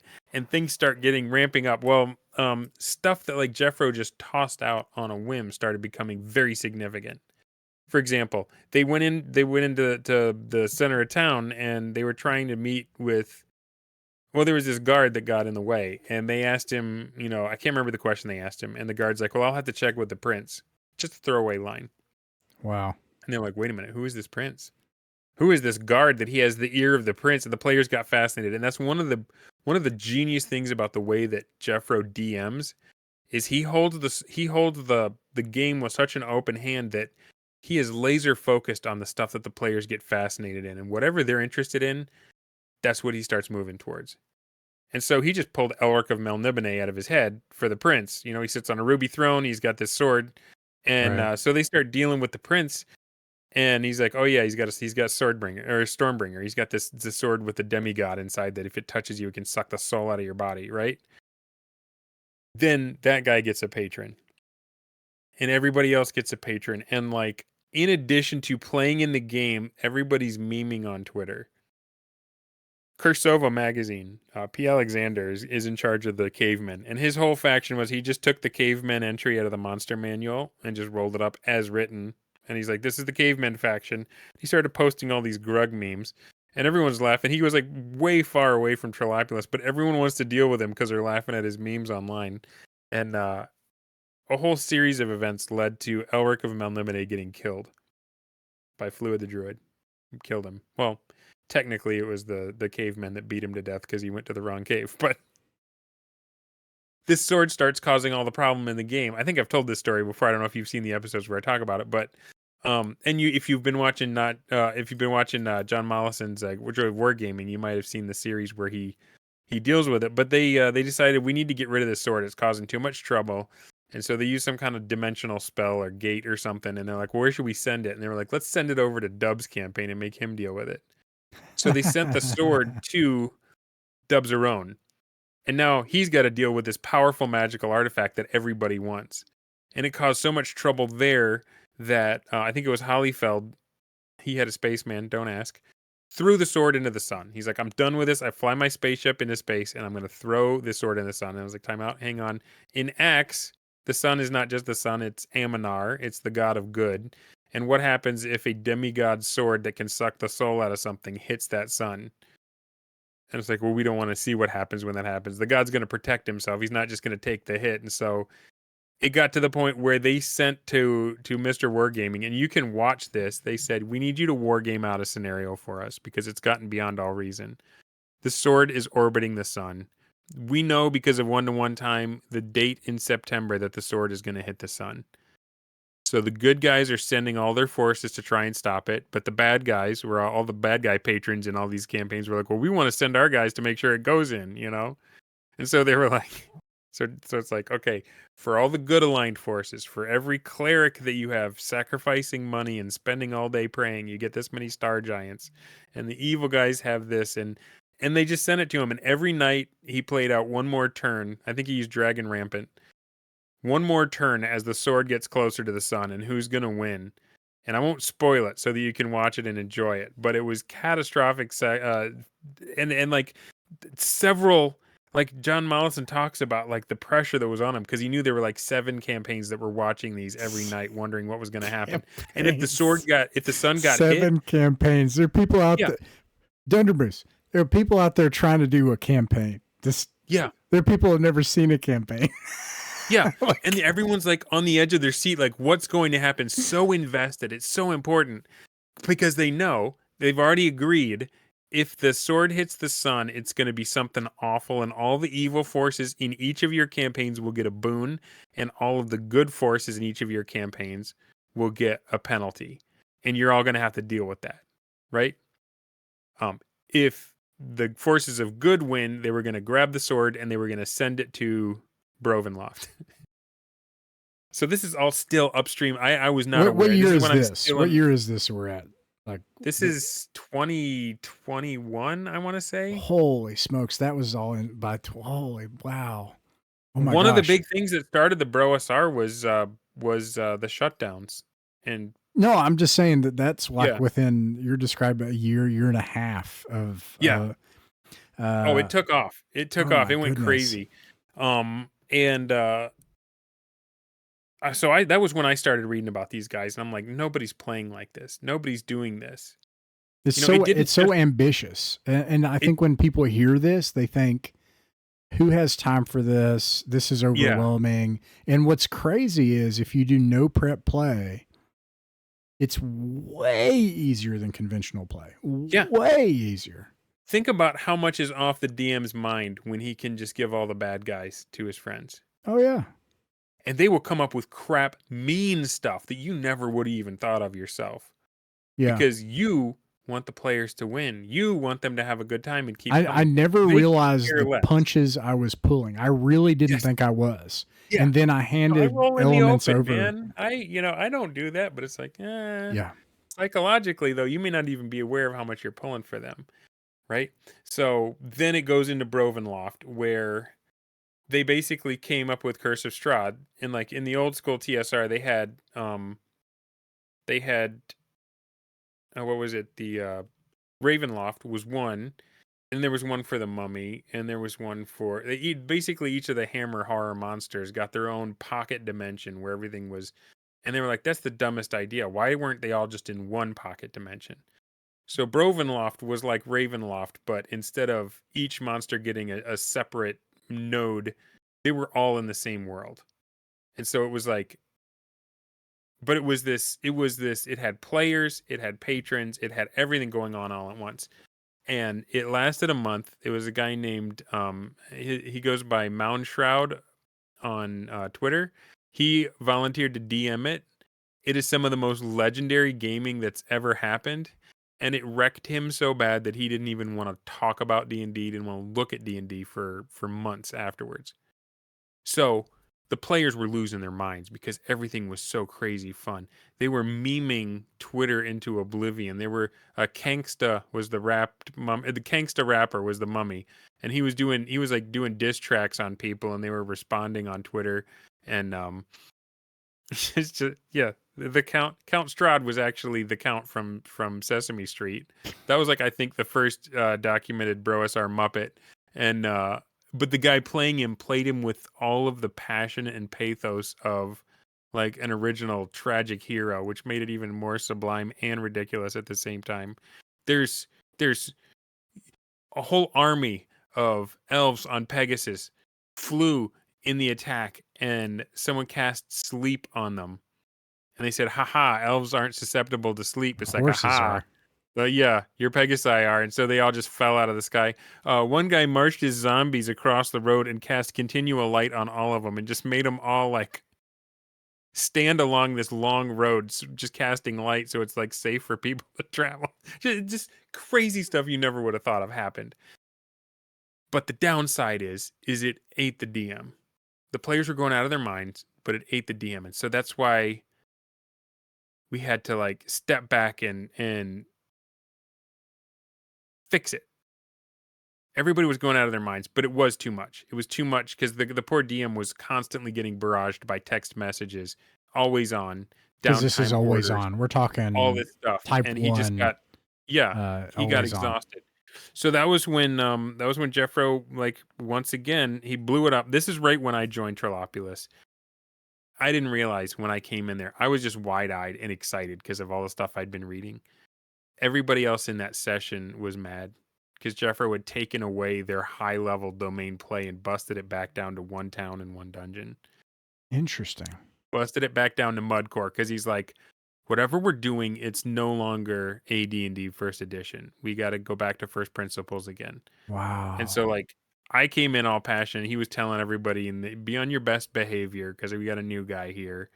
And like nobody liked it, what was going on but me. I was enthralled. You know, I was getting to play with my heroes. I got invited to be on Critical Role, right? You know, and they Right. were all like, Yeah. they were like weirded out that this new guy was just all like excited about like new stuff about their campaign. They're like, what's going on? So like there is this idea that there was something but it didn't even feel like we had lost the old way. It felt like something brand new that the world had never seen. And I don't know how much, like that's a good question, is because you know the naysayers, they say, well, you didn't invent anything, that was always in there and everyone's always played that way, and then they immediately out of the other corner of their mouth say nobody ever played that way, not even Gary, right? So it's like, how much did the BrOSR bring back, and how much are they innovating beyond even the originals? How much are Right. they pushing the envelope farther than it's ever been before? So like that's why I kind of resonate with what you said as far as like they're doing game design. So Because I think there's these elements to kind of return to this. I can't remember if we talked about this. Like, sorry, I get passionate and like no, I love get it, off the dude. question. Like Yeah. I'm loving him. I'm having such a good time. I really appreciate you talking to me about it. There's these. You had mentioned the importance. John McGowan talks about, and he talks in really practical terms. That book is incredible. Yeah. The living campaign. Yeah, the living campaign. That's a whole other thing that I'm passionate about, is living worlds. But you know, like how encumbrance, making that meaningful, gives weight ultimately to where things can be, which will ultimately lead to the domain. And so, I think there are these certain principles in games, and so one thing I would pitch. You tell me if I'm crazy. Is there's a game concept. I call it agon, which is the Greek word agon, that is to say, like arena. But when I say arena, like, you know, like you put lions and human beings in there and you see what happens. Like, Yeah. So, and here's the thing. This is like one of the Greek concepts of play. Is if you have arena, if you have that, normal people will be intrigued. And if you look across play cultures, like all across human history, you'll find that people love competition. What is it that everyone does across the whole planet? They do sports ball. They do sports. That's what normal people like. They don't do D&D, they do sports. And a lot of normal people don't play D&D. And I think what you guys are uncovering is that it's deeply the get along gang is not just unnatural to D&D, which I think it is. It doesn't fit the fiction, which is like the oil that the machine runs on. Yeah. It doesn't fit. It doesn't fit what you're trying to accomplish. It often doesn't even make sense. You often have to just kind of like make it make sense. But it is inhuman in character. that if you have the intrigue, if you allow people to act as free agents and they compete with one another, human beings will be like, and then all of a sudden they're memeing each other and they're heckling each other.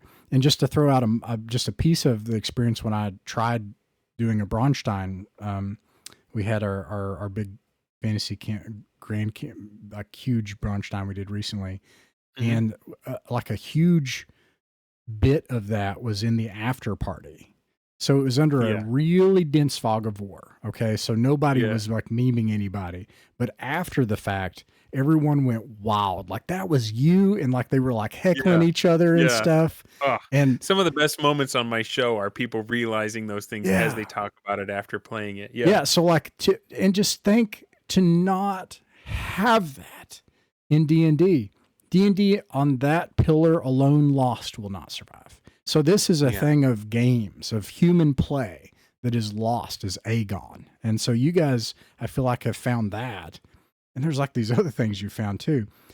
But there's so many things that are like so antithetical to what people think the game is now. Like if I told you that oftentimes the DM in one of these Bronsteins knows the least about what's going on in the world, you'd be like, what? The DM is like struggling to catch up with what's actually happening. Now that's something that possibly work. When I watched the John Mollison video, that is something I had realized years ago at this point. I knew that the dungeon master player relationship was deeply unhealthy. Yeah. I knew that. Like I could tell that there was in my personal life, this is what we call codependency. Like this is something like you don't want to be in this type of relationship. You're not like some kind of like god, tribal chieftain, book author. Like for some reason you have to do all this stuff. And so when John Mollison was like, actually the DM is just a participant. In fact, it doesn't even matter if and he said something that blew my mind. He said the dungeon masters, or maybe he said referee, I don't know. He said their only job is to provide a fog of war. They literally have no other, like they don't have to do anything else. They literally provide a fog of war. And I was like, it like blew my mind. And I knew there was something in that where I was like, true. And I knew it like at that moment. So yeah, there's a lot of big, huge, I would say countercultural things. You say there's conventional play, and that's what most people do. And I would say it's just you all, and then conventional play is almost everything. It is so different. I call it the orthodoxy because like not only is there a sense of like this is how everybody does things, but if you don't, people will come after you. Like people, they will fight you if you try to like experiment or do something different. It has to be that way. And I encounter this because I can't help myself. I get this from my mother. Like I got to stir some shit sometimes. Like I go into some places and people will say some things and I'll just ask why. And people hate that question. People hate the question why. And and we get it from both angles, right? Like so Jeffro's solution to the thing our game had become that was just eating DMs. And like it wasn't just Brovenloft. There was a famous one that happened that was going to be like the next one. It was like one of the first big episodes that I had for After Action Reports. But it was the curator was doing one based on Yoon Soon. Man, I met that dude. Let me tell you. I'm sorry. Go ahead. No, I won't even. I'll tell you later. Go ahead. Suffice to I know say, about this though. I helped him make it. Like I helped him make the spun up. Thing. He had more help than anyone has ever had. He had the highest caliber of help. You were helping him crossface. He had the best.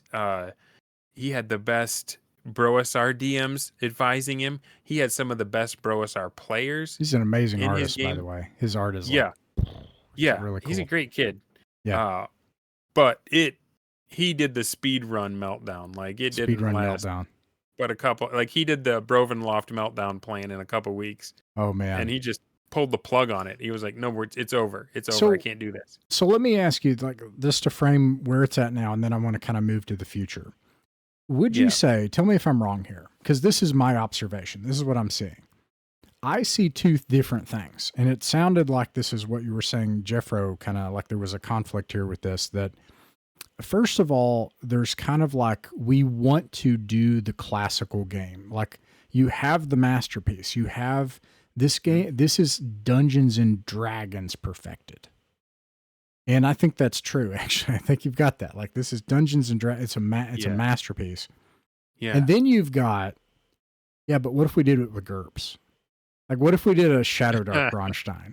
What if we did Boot Hill? What if we did, what if we did Traveler? And so like, this seems like two different things, right? Like you've got. Yeah, that's very insightful for you to notice that. I want to address that, but I do want to finish how we got to today. Okay, yes, please. Because that was the other thing that Jeffro did was he saw that it wasn't working. He saw that it was eating people, and he went back to the Secrets of Blackmoor. Okay. Griff's movie showed us the way. It showed us what Wesley did with Bronstein. And Jeffro was like, why are we making this complicated? It can be a one-night event. Oh. You can get your buddies together, and we can do it in one sitting. Now, Braunstein, the official Braunstein, is a single scenario. And this is why Griff doesn't like that we use that term for what we do, because Braunstein is always the same game. When it's done, you start over the next time you play. All the pieces go back to their original starting points. Whereas what Jeffro and the BrOSR is doing is using the scenarios, the war games that have already set up in an ongoing campaign. And the problem with the old way that we were doing it was that sooner or later, certain patrons won. They became so powerful, they overcame everyone else, and they flattened the game. And then everyone could just go to them for help and get whatever help they needed. And like it stopped being interesting. And so Jeffro was like, let's go back to the Wesley style where we just do one night, give everybody the power players, and we upset the apple cart and create new chaos. And then it became the idea that there's kind of this breathing that happens, this pace between this time we're gonna be focusing on the session players and them making their way in the world.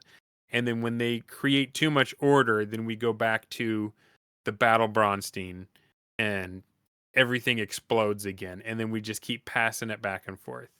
And then B-Dubs was the one that said, what if we only just did the Bronsteins and we could have factions of one?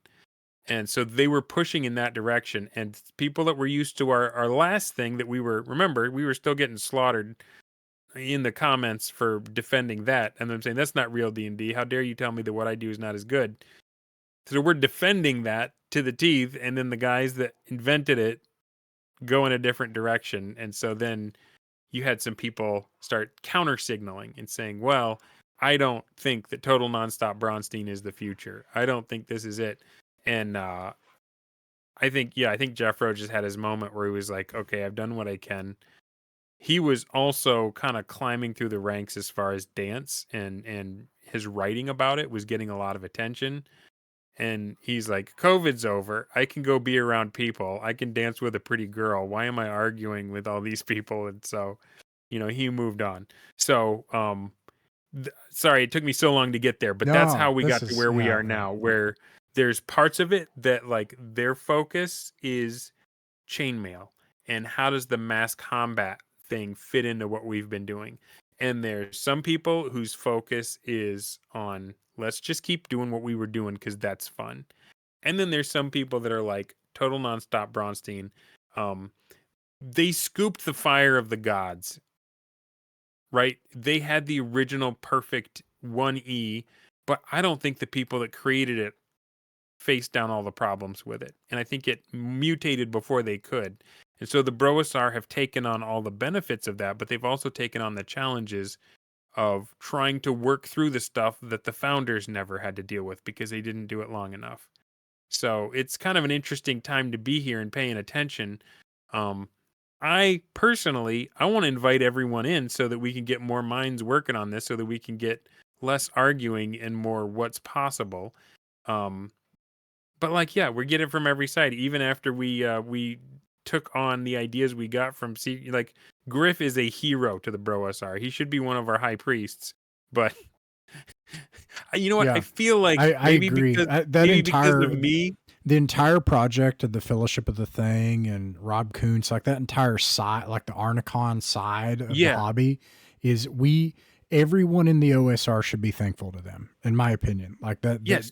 Yeah. Yeah, I have a bright future in mind where the Blackmore Bunch and the BrOSR march monkey style elbow and elbow down the road. And maybe because of my vision, maybe because of my sheer optimism, it's starting to happen. I see Griff softening on his position. He's unblocking people. He's reaching out. I don't know. I'm hopeful that that's how it goes because I respect both sides. But I have had ringside seats ever since I jumped on there, and it has been just a fascinating ride. Wow. I feel like I've got so much to say about this. Your actual first question.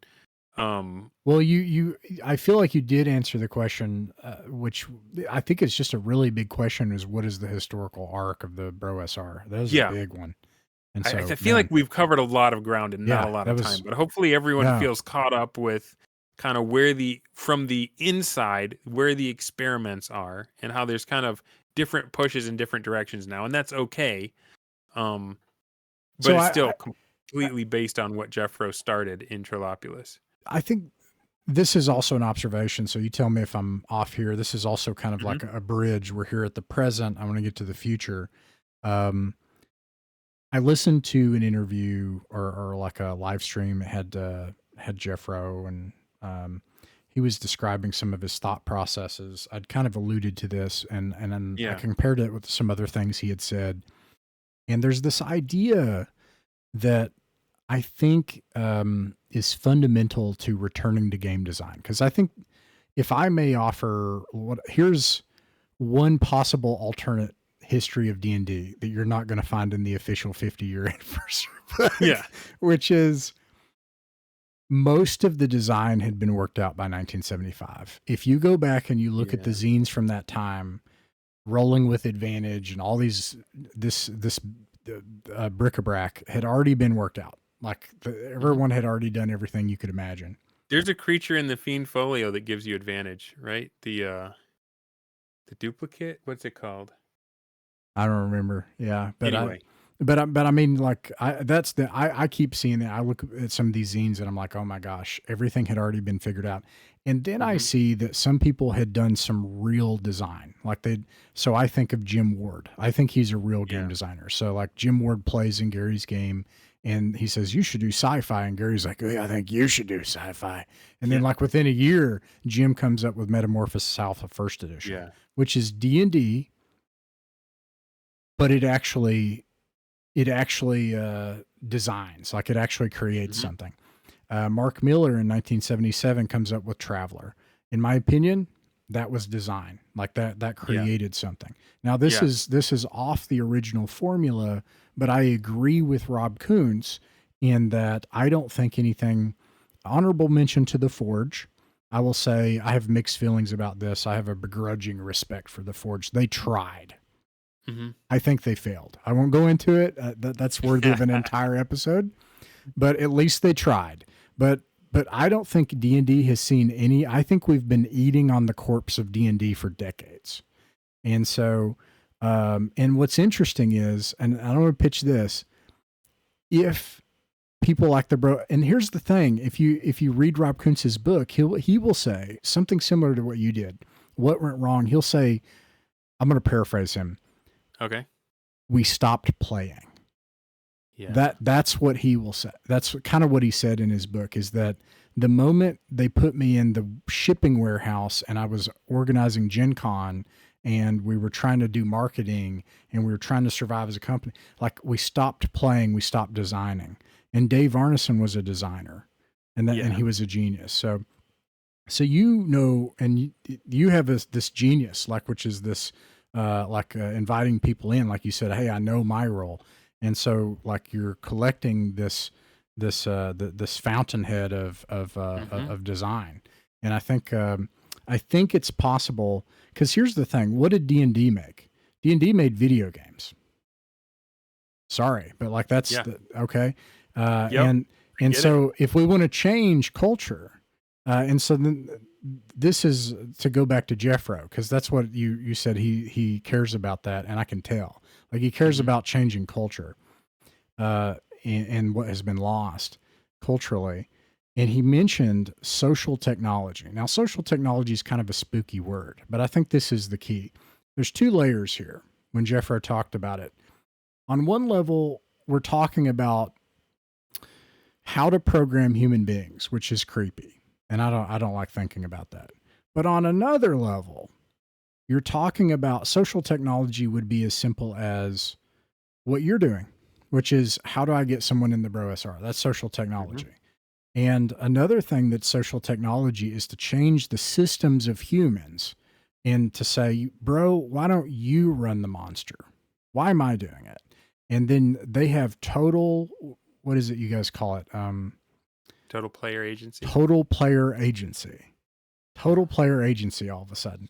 And so, like, this giant barrier that has created all these problems to tabletops, the games that have ended campaigns and Hmm. made everything. And it's almost like from that one change to social technology, the way I would describe the experience is it's like if you listen to any YouTubers or D&D tubers, if you will, they will say, Hmm. listen, sometimes in D&D, you got to eat your veggies. Sometimes you're going to show up and it's just not going to be a fun session, or you're going to need to get through this thing and then whatever.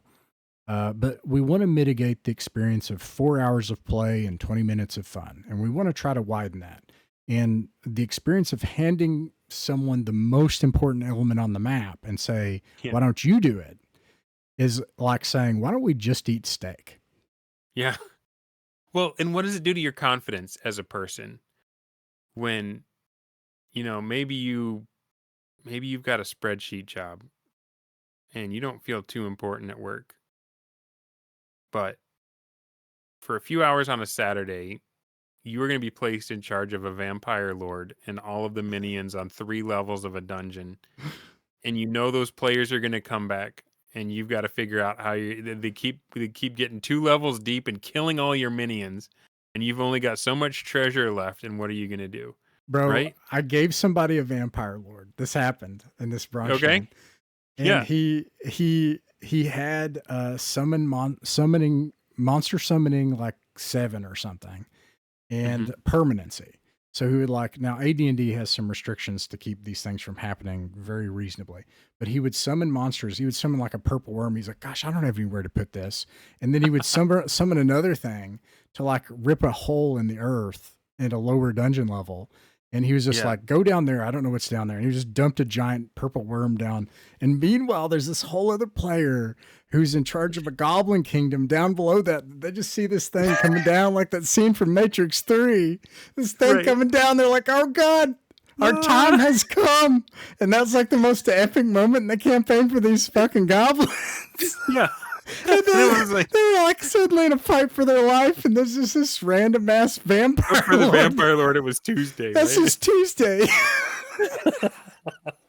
Right. So selfishly, for me, that's the thing that I want as a player is I want what we just did. I want the stories that nobody can beat.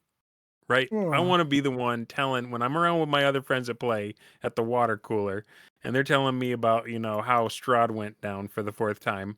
And I get to tell a story like that and like no one can beat it because it's just so crazy. No one could have pre-written that. You know what I mean? yeah. There was one other question that I was going to get around to and I just remembered it. You said, "What about all the systems?" If AD&D 1E is the source, why are we playing around with all these systems? And that also was a point of contention. I Yeah. think that Jeffro You said fully B Dubs believes. does axe, right? Yeah, yeah. B-Dubs has come around on that though. Okay. Um, he he and Jeffro, and I don't know. I haven't talked to Jeffro in probably a year, since he kind of got fed up and rode off into the sunset. But I think Jeffro was frustrated. He did not feel that we had totally figured out. We hadn't mined 1E of all of the secrets that it had to Mm. reveal. And we immediately started taking the things that were good about it and applying them. Well, could I use this in this other game? Can I use this? Almost like an OSR method of, Mm-hmm. mix match, That's right. hodgepodge. Yeah. Um, I mean, and then that's not wrong too. That is also experimental, and that is also part of Right. play. And like, where do these things also fit? Um, but like, yeah, I just made this point earlier. Jack McCarthy was interviewing the Basic Expert, and I was in the chat, and I was like, I've only played first edition and fifth edition. I have played so many Fascinating. systems in Bronsteins, but the only D&D I've played is 1 and 5. Yeah. I've played Boot Hill. I have played Classic Traveler. Gangbusters, and I've never done a Metamorphosis Alpha one, and I've never Yeah. done a Gamma World one. But like even brand new systems like Matthew Tapp's Barrows and Borderlands, I've played Yeah. Bronsteins and that. Yeah. Oh, yeah, there you go. So there is something about this where you want to see all the places where it works. We were in a Rift campaign. It was a Riffs. BrOSR campaign. Wow. Yeah. Wow. Yeah. Yeah, it was nuts. So, I mean, not to say you shouldn't do that, but there is that idea that there still might be some gold in them thar hills of 1E that we still haven't.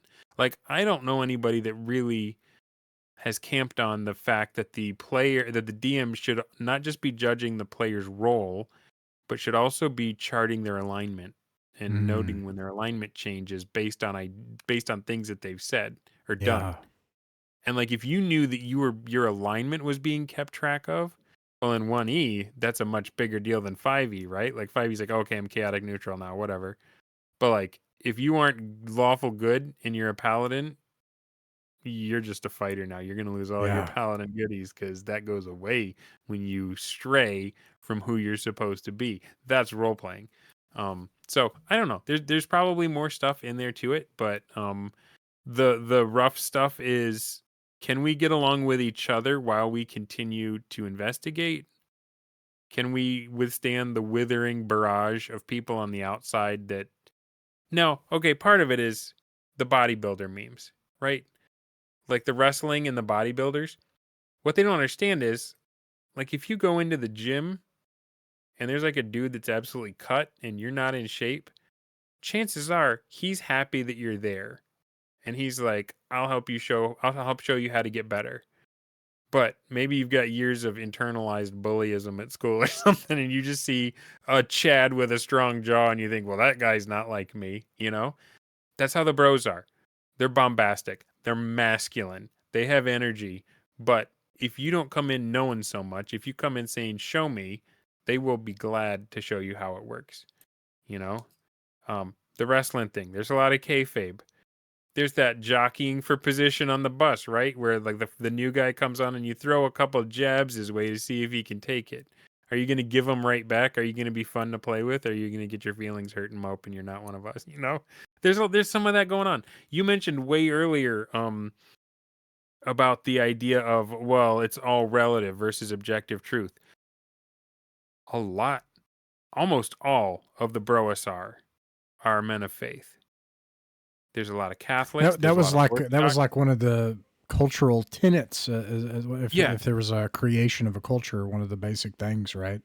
It's like go to yeah, church, lift weights, and play that's by the right. book or something, right? That's exactly right. Okay. And so we've got them all represented: Judaism, Mormonism, Catholics, Protestants, Orthodox. So it's not like it's a unifaith group. But most of the guys, and I'm not going to say there may be a few atheists in there, but most of the guys believe in an objective truth and in an objective truth giver, and that we are going to be judged by God in the same way that your characters are being judged by the DM, right? So alignment is real all the way down, and alignment languages are absolutely a thing as well.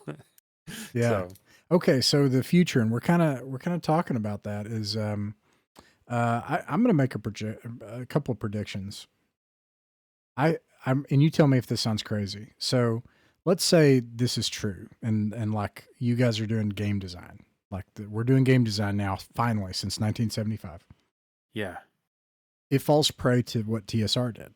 So that's one thing is it becomes a product, And Financial entropy. there's a Kmart financial in Shitifies, and there's a Kmart version of the BrOSR. Like Yeah. I think that's a danger, a real one. And so it gets taken up, and there's a popularized version that ceases all experimentation, or it becomes an orthodoxy that could be profited from and held as a thing that someone could chew on and make money off of for a long time. Yeah. That's a possibility. Another one would be, I think, my hope is, an example I would give is Harmony Ginger, which is, Yeah. I look at that and I've met people who have nothing to do with the OSR that are doing Godsteins.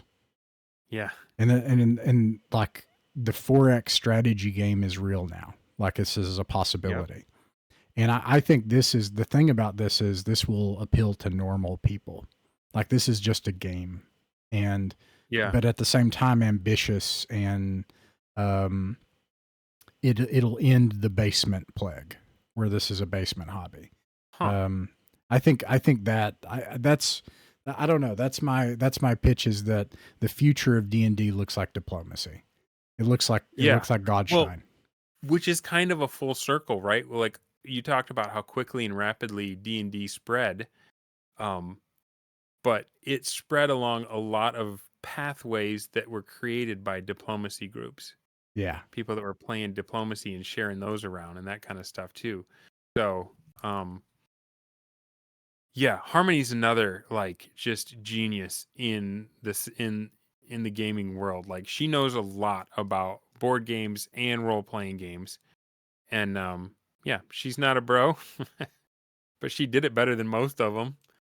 You know, she was talking to Alchemic Raker, and he just said, "Well, you could do a Godstein to start," and she was like, "I think I will," and he's like, "Oh yeah," and then she just did it, and it Yeah. worked out great. And Her players went nuts. what's impressive is she's a dungeon master. So it's like she's a normie. Yeah. She's a normie. Like Yeah. doing 5e with a bunch of Yep. nerds, like 5e people. And says, I have, again, social technology. I have this thing that can be replicated, and commits to the scientific process with a level of curiosity and humility to be able to play it out. Yeah. And she didn't wait to be invited in. She didn't feel like she needed to earn a black belt in the system or whatever. Right? She was just like, good idea. I'm going to try it. And then she did it better than most. Yeah. That's I amazing. loved it. Yeah. Yeah. So, okay. What do you think the future looks like? That's the last question. So that's a tough one. Like if I wanted to get rich at this, I picked the wrong community. Right? I think one of the things that's amazing about first edition is that if you have the 3 books, I mean, you could extend it if you wanted to, Deities and Demigods, Fiend Folio, and Monster Manual too, because you never have enough monsters. But if you have that, you do not need anything else. You don't need a published module. You don't need an adventure path. You don't need a bunch of settings. You can create something with you and your friends that will be endlessly entertaining just to you. And if you don't look to try and make a profit on it, that's all you need. According to what you told me about what Rob said, it was when they tried to make it a business that the spark died, that the joy died. And so you see, BrOSR gets released for free. They're not trying to make a buck. They're saying, we do this because we love you. Have this. Right? So I don't know what that looks like in 30 years. I think you're right about the Kmart version. I'm worried that we might be on our way there without Jeffro at the helm, as we have kind of fractionalized into these different areas. And I wonder how many people are doing it for the love, and how many people are like, I want to make a BrOSR thing that I can sell and put the logo on. And hey, I put the logo on my little trifold pamphlet, so guilty, right? I put BrOSR approved on my little the character creation guide that I made. So maybe I'm a hypocrite for pointing this out, but so is there does the ethos continue for 30 years without a financial incentive? I don't know. I do know. Here's what I do know: the people that play with this stuff, they have more fun than they've had in a long time, maybe ever, playing these kind of games. The things that seem like they should fight each other, like role playing. Well, you've played Bronsteins. How big of a factor was silly voices and role playing in some of the ones you've played? To taste. Like, Yeah. that is to say, like, if it was funny and like worked, but it also totally optional. Yeah, I mean, you know, like, yeah, it's optional, but like some of the best role playing moments I've had are when it's just me and somebody else in the scenario, and we're both trying to act like we're on each other's side, but wondering the if the other one circumstance creates secretly. it. Yeah, the circumstance, the fog of war, the mind that you're up against, and the silly voices. I mean, the last one I was a Viking, and I tried to make him kind of husky and masculine, but I wound up sounding like Lego Batman the whole, and it got ridiculous. And so like the role play I've had, the gaming I've had, the warfare I've had, these session Bronsteins, and even the play by post ones. There's 3 types. If you guys haven't read BrOSR, type 3 is the kind that eats the DMs that we had to evolve past. Although some people still love that style and aim for it.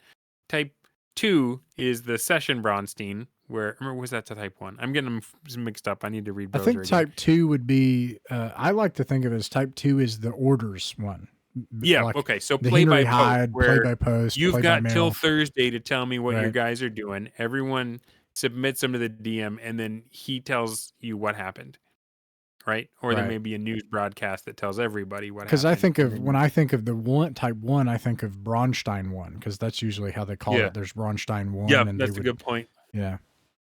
So, and then what everyone is still trying to figure out is how to hook up all 3 of them. How do you have a patron game where it doesn't get flattened by one winner and the game is over? The goal is posted in the very opening of the player's handbook.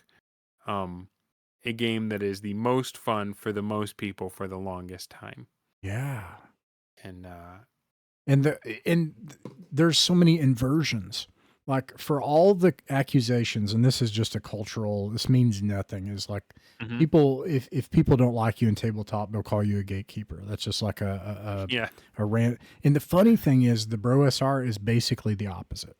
And what I mean, and it's ironic because they'll talk like, but what they're talking about is by creating, see, this is I think I've heard it called a nerd social fallacy, which the idea is if you create everything around the participant, you'll protect the participant. When in truth, you actually do the opposite.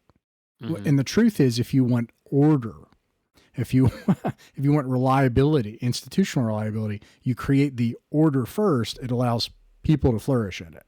And that's why the game comes first, then the world, then the participant. And what I observe is you guys creating circumstances where the busy dad can play. And at the same time, the no-lifer, like who has a disability and is on oxygen, can play all the time. And they can both play in the same game, and they can fully play to the extent of their enjoyment. And usually the DM can be totally shocked and surprised just along with everyone else at what happens.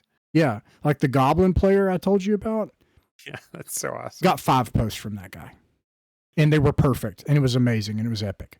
And on the other hand, I had sessions where we would get together, and I had one player that took over the map, that's devoured the map, and I'm new to this, so I don't know what I'm doing. But the patron thing is so fun, man. You can I have in my face-to-face one, I had a castle. I rolled up a castle in a swamp, and it was full of brigands.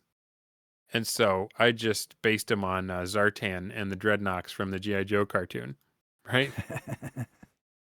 And so I got a buddy in England, and I'm like, "Hey, man, you're Zartan. You're in charge of these guys. You're south of the main camp, or the main city, and you've taken some prisoners. And draw me up your castle. Tell me what it looks like and what you got in there, right?" That's awesome. You could just hand that stuff off, and it'll be fun for them, right? Yeah. And then they send you back. Here's the castle I got, and here's my defenses, and like they get to think about it and plan it out and stuff, and it's fun for you. It's fun for them, and you're outsourcing some of the brain work that burns out a lot of DMs. going from the grand D&D will be diplomacy to something more narrow of what, because I that's more to say the role playing game hobby will be Yeah. something more social, more matrix based, more for more people. And you're like, well, how do we not make money? No one makes money off hopscotch. No one Yeah. makes money. This is why I'm in what I call folk gaming. And Yeah. it's Yeah. not anti-capitalist. Actually, that's not true. You can make money off hopscotch if you can figure it out. Actually, you're Yeah. free to do that. Uh, so, um, but anyways, I feel like if the people that would signal that, I feel like for right now anyway, the main players in the BrOSR would look askance at that. like Not that they're making money. anti-capitalist or whatever, but the idea that you would try to, Well, let me put I it don't this know. way: the question is how. The question is what is your product and who owns it, and Yeah. this goes down to who owns Myth and who owns D&D, and that's the Yeah. problem. The truth is, at this point, Wizards of the Coast doesn't own D&D. They think they do, but that's the actual problem. That being said, who owns Bradford Walker's Clubhouse gaming blog? Bradford Walker does. Yes, he does. And when you subscribe to that and give him money, you're giving him something that he makes that's worth getting a service from. Yeah. And so like Yeah. this is how you that's what I call folk gaming. I won't go into my whole thing, but like I love it though. That they're makes good. sense. And anyways, I want to bring that up that I think that another thing is and I don't think this is going to get real big, but this clubhouse thing. I mean, in what you described, these multiple campaigns, like Doesn't that multiple just sound like campaigns. something you want to be a part of? People, yes, exactly. You just sort of like Yeah. that's or people will hear this and they'll think that's too much. I don't have the energy for that. And the Yeah. mind blowing thing is the no prep thing. The way I describe no prep is if you use the game procedures, what I say is I write, this is my pre-session prep. I write the in-world game date, which aligns to the current date. But if it's called Yeah. Schmonday or Tuesday or whatever, it doesn't matter, right? Like whatever the in-world game Monday. date is. And then I write the in-world weather, Yeah. and that's it. I'm done. And I'm ready to execute, and I'm ready to take notes if I have to. And I execute. Historically, the weather in Trollopolis is just whatever it was doing at Jeffro's house There you go. Yeah. when you asked, right? So, Yeah. but it played in when Fluid the Druid attacked Elric of Melniboné. It was thunderstorming at Jeffro's house, and that allowed him to cast lightning bolt, and that's how the whole thing with the sword got. Yeah. It all happened because of a storm at Jeffro's house. That's amazing. I also want to note that I don't think there are skill things. So like I'm learning and I'm making mistakes and things are flying off the handle. Mhm. And then you have things like Advanced Dungeons and Dragons. I would say that requires dedication and systems mastery, and it's a complex Yeah. system, and it takes hard work and things like that. However, But a lot of the things we're talking about that is the social technology of like a Braunstein and the clubhouse and tracking time and all this and yeah, giving your friends patrons and all this kind of stuff is not a skills issue. And that's why another thing, I think people will hear this and will think, well, I can't do that. And like the apophenia thing that you described Jeffro doing, that is something every human being has if you choose to do it. Read Fafhrd and the Grey Mouser, and you have these concepts swimming. Don't worry about it. Roll the encounter, and then think about that thing from Fafhrd and the Grey Mouser, and Yeah. whatever stupid ass crazy conspiratorial thing just pops into your brain, just go. And that's apophenia, and you don't prep that. It's actually the opposite of a skill thing. It's a primordial, like hindbrain thing. You relax and you entertain yourself, and your brain will hook into the things that might be useful later, and then it will offer them up. Yeah. And if you get in the habit of saying yes, it will do it more. Oh. If you get in the habit of saying no, it'll stop. Oh. Wow. Yeah. So, yeah. That's cool. That's cool. That's something. Yeah. The way I picture like just a huge net behind my head. In the movies I watch and the books that I read and the experiences I have, just kind of get caught in it like flotsam and jetsam. And like the creative ideas are when two just pieces of garbage connect in an unexpected way. Your brain Oh puts them man. together, Yeah. and then you have something, right? Yeah. That's awesome. So your prep is actually relax. Your prep is entertain yourself. Your prep is read Appendix N and Be just literate, which not still because takes you're work. Yeah, not as work, but just because it's fun and because it that's gets your true. juices Yeah. flowing and then it'll serve you again later at the other end of it. Um, but yeah, people that play this way want to keep doing it, and they want to leave your campaign and start their own in that fashion because it's so fascinating and interesting. So, I think signs are looking good for the next 30 years. Yeah. That I mean, it may not look exactly like what we're doing right now, but I think it will be. Man, how many Bronsteins have you run since you started doing that? 4 or 5. Yeah, 4 or 5, right? And, I mean, I know you may be watching or listening to this and thinking, "Well, there's no way I could do it or whatever." Just get BrOSR, read the art you don't even need to read all of it. Just read the articles and then get started. It's gonna get out of control, but it did for Wesley at the very first time he did it anyway Yeah, too. that's true. Yeah. So, if it doesn't get beyond your control, you're not doing it right. So just be ready for that That's and encouraging to embrace me. it. The Yeah, last one embrace it when I it happens. scheduled for 3 hours, and within, let's see, 20 minutes, they'd all killed each other, and there was one person left, and I was like, "Okay, guys, Just went all Macbeth on you. yeah, like, With Shakespeare. I'm not saying I did it right. All I'm saying is it went off the handle. I don't know." So, Yeah. Well, I was playing in one and it was supposed to be in this one location and my guy had a boat. I got there late, so it was like, "Oh yeah, you came in on a boat." And then I was like, "Hey, does anybody want to go out on my boat and check out one of those asteroids?" And like a bunch of people were like, "Okay." And like it was and one of the other guys who was playing who had run a Bronstein where this kind of thing had happened to him, he's like, "Yep, this is how they do you. This is how they do you." Like whatever you had planned, the characters got. It's like we're gonna do a Bronstein in this castle. I was like, let's all get on the boat. So don't feel bad when that happens because your players will love it and they're gonna laugh their heads off and stuff. Um, so yeah, I think it does look like that. I think diplomacy is fun. The best part of diplomacy is the side conversations and the scheming. You know, I feel like the board game is a little bit boring. Like the rules are a little basic or whatever, but like as far as the way I like to think of what we do is uh how to host a murder with combat resolution mechanics. heck yeah, man. You guys, it's like you've discovered a fifth pillar of player. Like you've got Huh. exploration, combat, Yep. social. And then I've heard the argument is a fourth pillar that people don't Okay. reckon with. If you have more, that's why you don't have that in solo play. It's a disadvantage of solo play. And then a fifth pillar now you've got scheming. Yeah. Which so and yeah. What's his name? Marcus.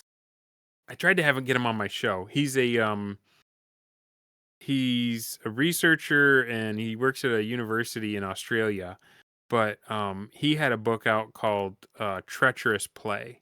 Ooh. And it was about a video game and well, it was a couple video games and the game show Survivor and just talking about how the opportunity for betrayal instantly makes a game more interesting and Yeah. fascinating and difficult. Yeah, and And I guess what I'm saying is this is actually fundamental to the human experience and human play. And like it used to be there. It was just yeah, assumed and we've taken it yeah, out. And we've even said this is like blasphemous. Like this is like the yeah. thing you cannot Not only do. did it have to be removed, but anybody who tries to play that way is first of all, they didn't invent anything because we've always played that way, and then But also also nobody's ever played that way. And yeah, you're making up crap, but you shouldn't get credit for making it up because yeah, I don't. It gets circular. It gets basically. I am to understand that we should feel bad for all the fun we're having, and that what we have been doing for the last 4 years isn't in fact possible. So there Nice. you go. DunderMoose, man, this has pumped me. I'm excited. I've got a Braunstein tomorrow. Right on. This will come out after, so I'll tell you, it's Classic Traveler. They've been locked on a space station, and all of them are there for one job. You've got the MacGuffin stone, right? Like you've got Oh, one, nice. you got to drive them toward each other, right? And like, so they don't know, but of course they know they're there for the same job. And I have two participants. One is kind of it's like Among Us, right? Like if you ever heard Yeah. of that. Like so Yeah. one of them is the uh basically One of them is sus. The government, the government shuts down the space station. One of them is not going to be a traveler. They're going to be a government agent, and I'm like going to release them into that. It's going to go haywire. I can't wait to see what happens. All right. Well, what are you doing next Tuesday? Next Tuesday. Let me look at my. Let's see.